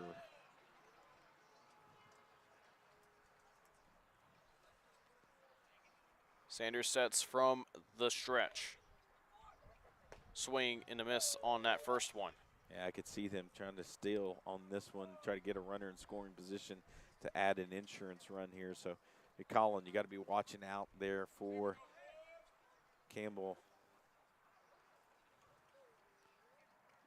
0-1. Low.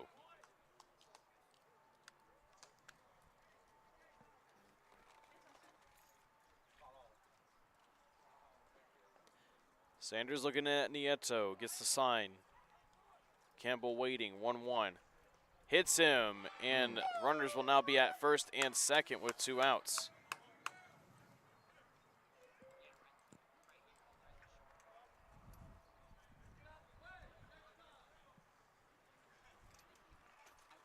Nieto going out there to talk to Collin Sanders, his pitcher. While we have the pause in the action, let's thank some of our wonderful sponsors for this broadcast. Northside Baptist Church, growing people in Christ to reach people for Christ. And Texpress Urgent Care, quality health care, and unmatched customer service. And head coach Justin Jennings going out there. Colton Gilbert's coming in, so it looks like that's going to be it for Collin Sanders.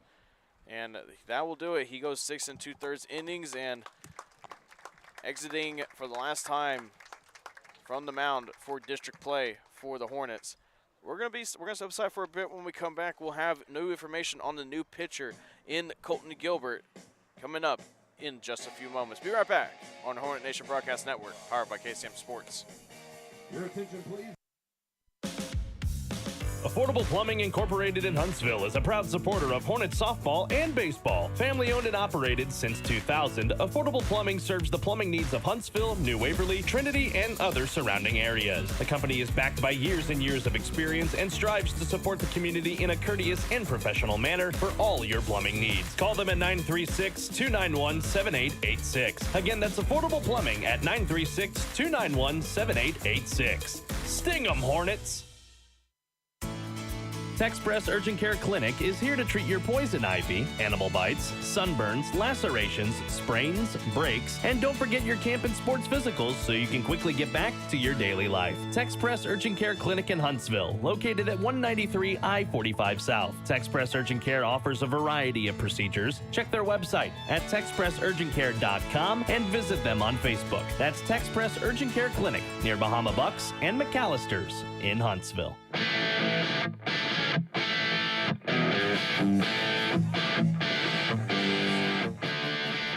New pitcher coming in for the Huntsville Hornets. He'll be the sophomore right-handed pitcher, number 20, the sophomore, Colton Gilbert. Gilbert, 16 innings pitched, 3.94 ERA, 1.56 whip, 6 walks, 17 strikeouts. Opponents batting .288. Last time out against these Dayton Broncos on Monday night through 2 scoreless innings.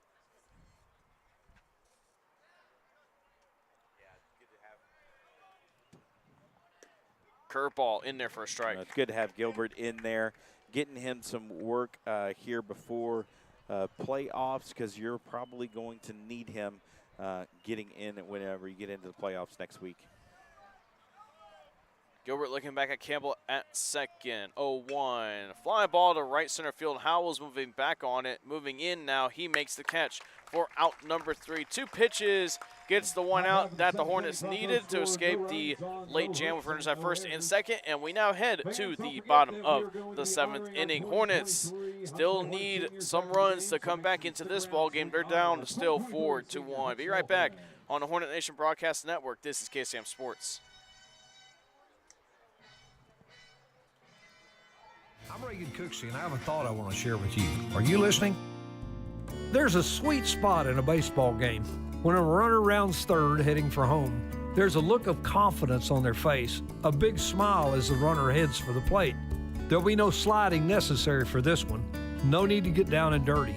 The ball is over the fence, out of the park. It's a home run. Home is a given reward. All the runner has to do is cross the plate. Did you know you can live your life in such joy and anticipation? In life, you can hit a home run. You can live your life rounding third headed for home. The home run is knowing Jesus. If you do, he'll get you safely home. I'm Reagan Cooksey, pastor of Northside Baptist Church. Are you listening? Northside Baptist Church is a vibrant, growing body of believers located at 1207 FM 980 in Huntsville, Texas. Check us out at northside-baptist.org. Northside Baptist Church, going people in Christ to reach people for Christ.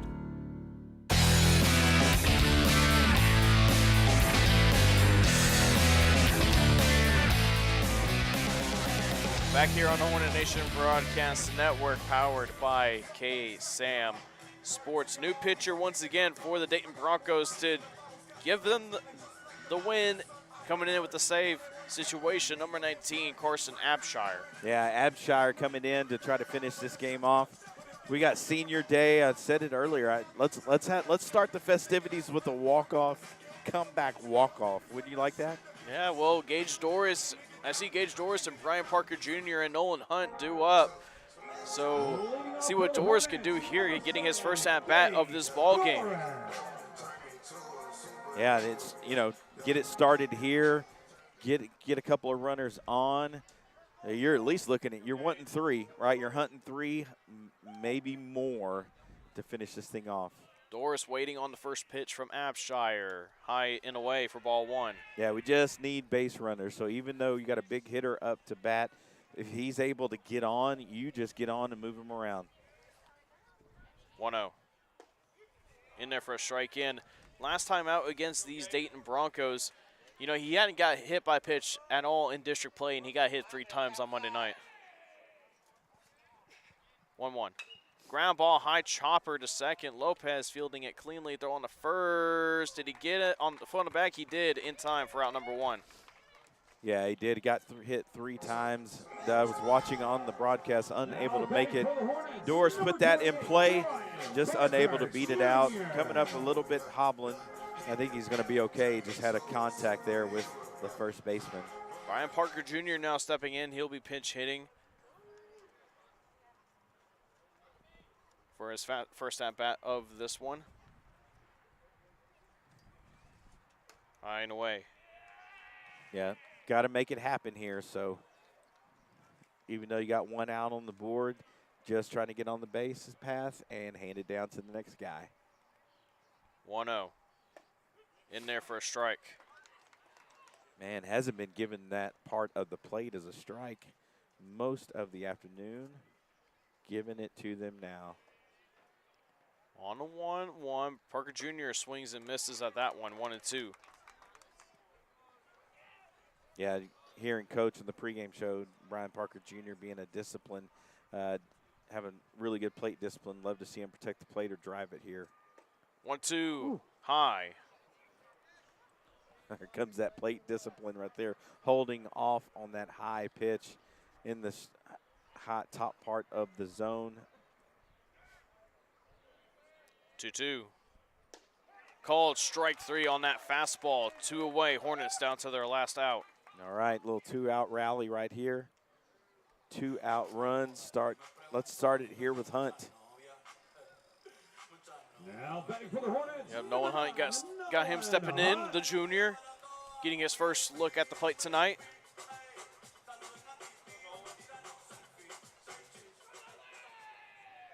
Hunt stands at the ready. Inside for ball 1. Yeah, good take there. Coming right at him. Able to come in, but not enough to catch the plate. 1-0. Outside for ball 2. Yeah, you got Hunt here, Nieto, Van Brady, then not back to the top of the lineup. So you can still do some damage right here. 2-0. Low and away for ball 3. All you need is base runners. You get these bases loaded, you got a shot to tie this game. 3-0. Low, ball 4. 4-pitch walk for Nolan Hunt, and the Hornets have some life. Yeah, I have a little bit of life here with the freshman Nieto coming up to bat.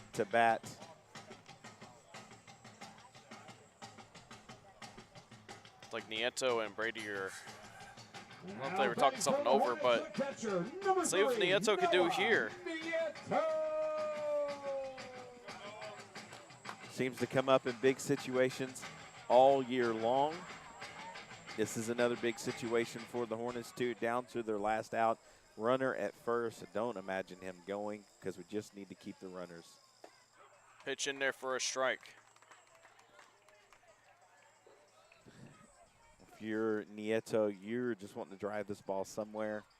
Extra bases would be welcome, but base hit. 0-1. Outside. Maybe a bit inside, rather. Yeah, and struggling, not finding the zone completely there. You have to still be patient at the plate. Nieto waiting on 1-1. Outside, ball 2. Tried to frame that one. There was no framing that one. That one was going to just be outside.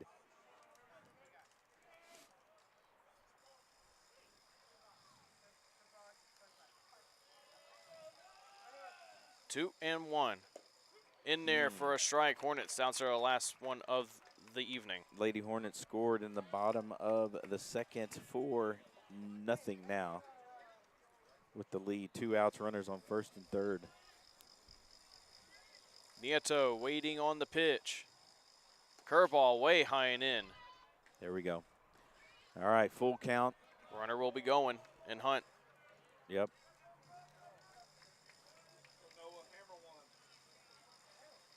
Nieto waiting, full count pitch. That will go foul. Way to stay with it there for Noah, protecting the plate there. Getting to see another pitch here by Abshire. Abshire trying to close it out with the save here for Dayton. 3-2. Called strike 3 on the outside part of the plate, and that is the ball game. Hornets close district play with a 4-1 loss against the Dayton Broncos. 3-game winning streak comes to an end. They finished district play 7-8. Just some unluckiness out there. Couldn't get any hits down there, but it is what it is. We're not going to go ahead and step aside for a bit. When we come back, we'll wrap it up at pre-game. Be right back on the Hornet Nation Broadcast Network, powered by KSAM Sports. Cooksey, and I have a thought I want to share with you. Are you listening? There's a sweet spot in a baseball game when a runner rounds third heading for home. There's a look of confidence on their face, a big smile as the runner heads for the plate. There'll be no sliding necessary for this one. No need to get down and dirty. The ball is over the fence, out of the park. It's a home run. Home is a given reward. All the runner has to do is cross the plate. Did you know you can live your life in such joy and anticipation? In life, you can hit a home run. You can live your life rounding third headed for home. The home run is knowing Jesus. If you do, He'll get you safely home. I'm Regan Cooksey, pastor of Northside Baptist Church. Are you listening? Northside Baptist Church is a vibrant, growing body of believers located at 1207 FM 980 in Huntsville, Texas. Check us out at northside-baptist.org. Northside Baptist Church, going people in Christ to reach people for Christ. Hello, I'm Greg Smith, and am proud to be the owner of Huntsville and Walker County's premier funeral home, Sam Houston Memorial. What makes us the premier funeral home? The reasons are simple. Sam Houston Memorial Funeral Home has the premier facilities in the area, and our directors and staff are top of the line, offering premier care for you and your loved ones in their time of need. Locally owned and family managed for 2 decades, it's our family's honor to serve yours. Sam Houston Memorial Funeral Home, your hometown experts at celebrating life. Affordable Plumbing Incorporated in Huntsville is a proud supporter of Hornet softball and baseball. Family owned and operated since 2000, Affordable Plumbing serves the plumbing needs of Huntsville, New Waverly, Trinity, and other surrounding areas. The company is backed by years and years of experience and strives to support the community in a courteous and professional manner for all your plumbing needs. Call them at 936-291-7886. Again, that's Affordable Plumbing at 936-291-7886. Sting 'em, Hornets! Hi, I'm Regan Cooksey, and I have a thought I want to share with you. Are you listening? There's a sweet spot in a baseball game when a runner rounds third heading for home. There's a look of confidence on their face, a big smile as the runner heads for the plate. There'll be no sliding necessary for this one. No need to get down and dirty. The ball is over the fence, out of the park. It's a home run. Home is a given reward. All the runner has to do is cross the plate. Did you know you can live your life in such joy and anticipation? In life, you can hit a home run. You can live your life rounding third headed for home. The home run is knowing Jesus. If you do, He'll get you safely home. I'm Regan Cooksey, pastor of Northside Baptist Church. Are you listening? Northside Baptist Church is a vibrant, growing body of believers located at 1207 FM 980 in Huntsville, Texas. Check us out at northside-baptist.org. Northside Baptist Church, going people in Christ to reach people for Christ. From the Hornet Nation Broadcast Network, powered by KSAM Sports, this is the Hornets baseball post-game wrap-up. With stats and analysis of tonight's game, let's return to the field with Collin, Neill, BJ McMichael, and head coach Justin Jennings.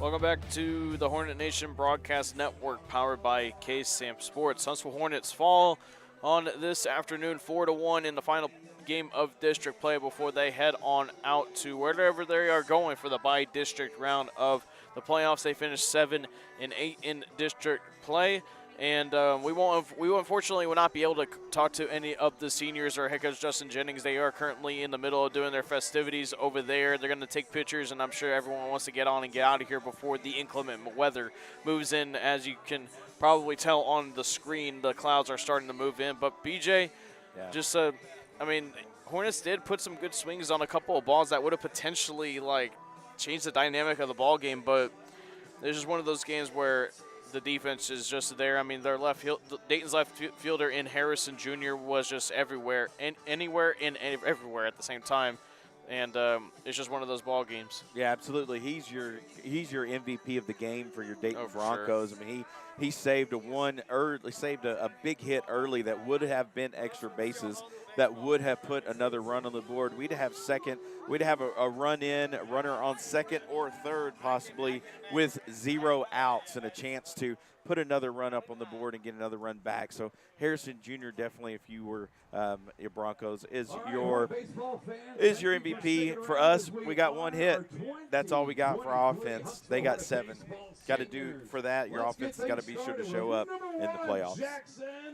Yeah, and then they're going to show the festivities going on here, and they are you see Jackson Batten along with Collin Sanders, Luke Durham, Miles Howell, Nathan Schweitzer, Gage Lee,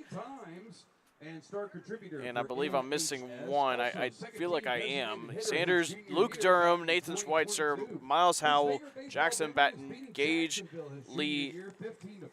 Am I missing one? Cooper Molness. That's right. That's the one I'm missing.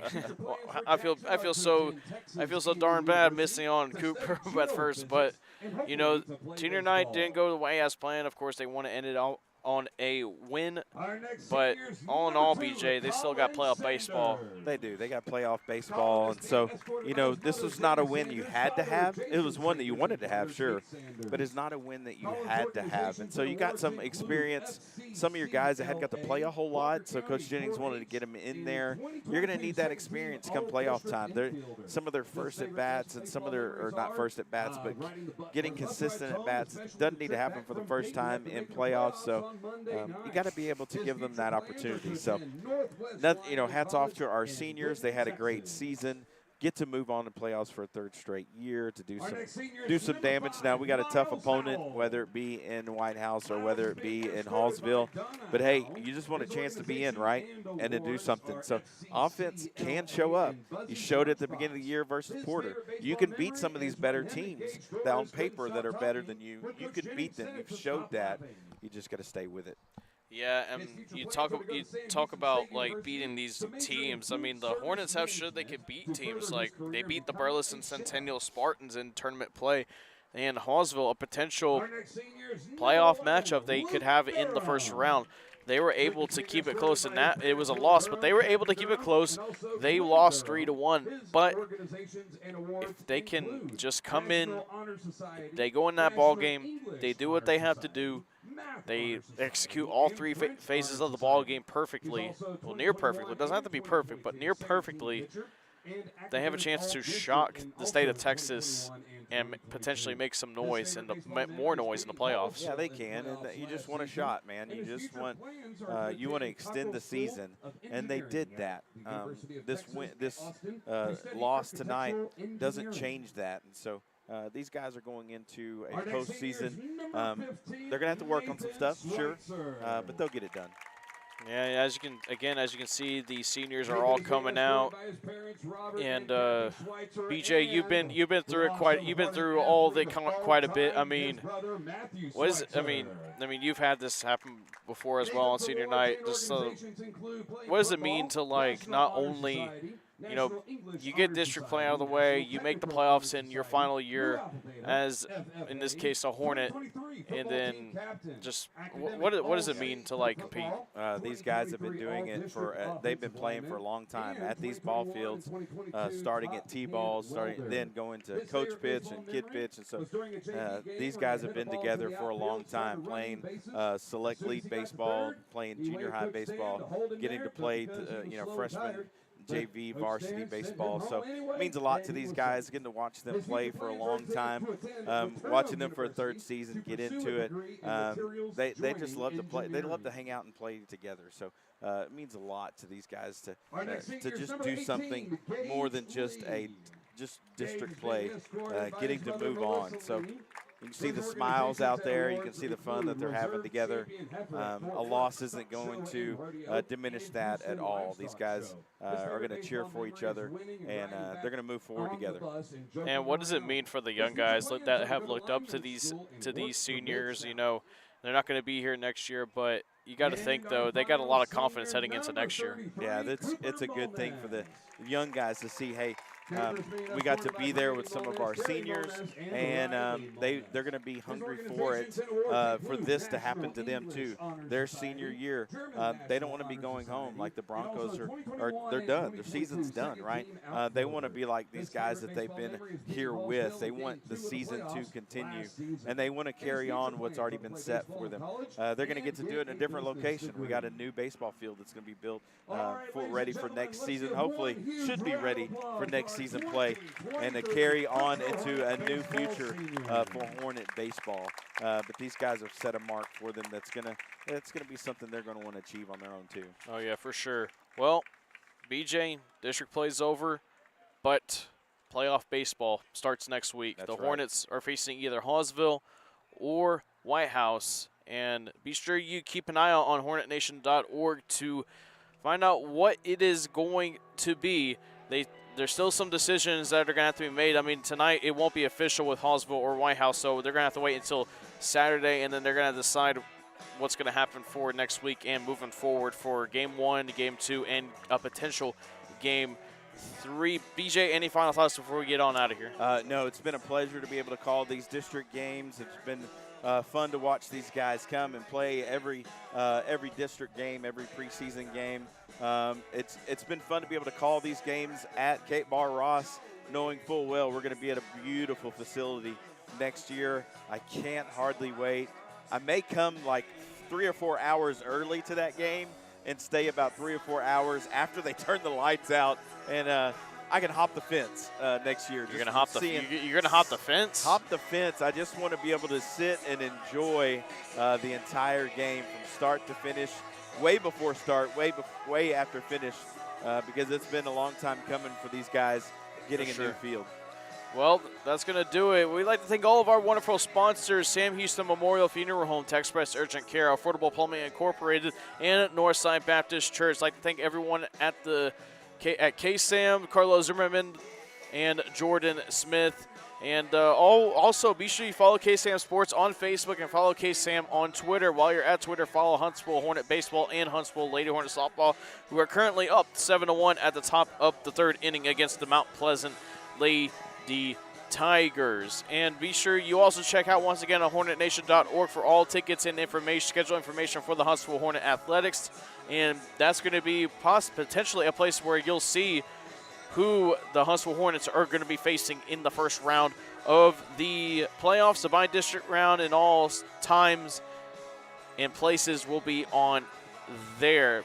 For BJ McMichael, I'm Collin Neill. See you next time. Next time you'll see us, it will be playoff baseball. From the Hornet Nation Broadcast Network, this has been KSAM Sports. We'll see you next week. Final score, Dayton 4, Huntsville 1. And as always, Sting 'em Hornets.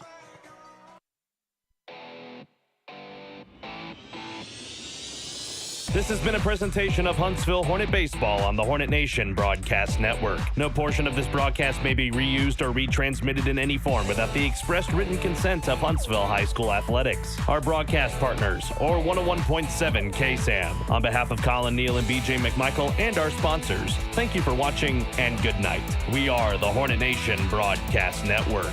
Sting 'em, Hornets.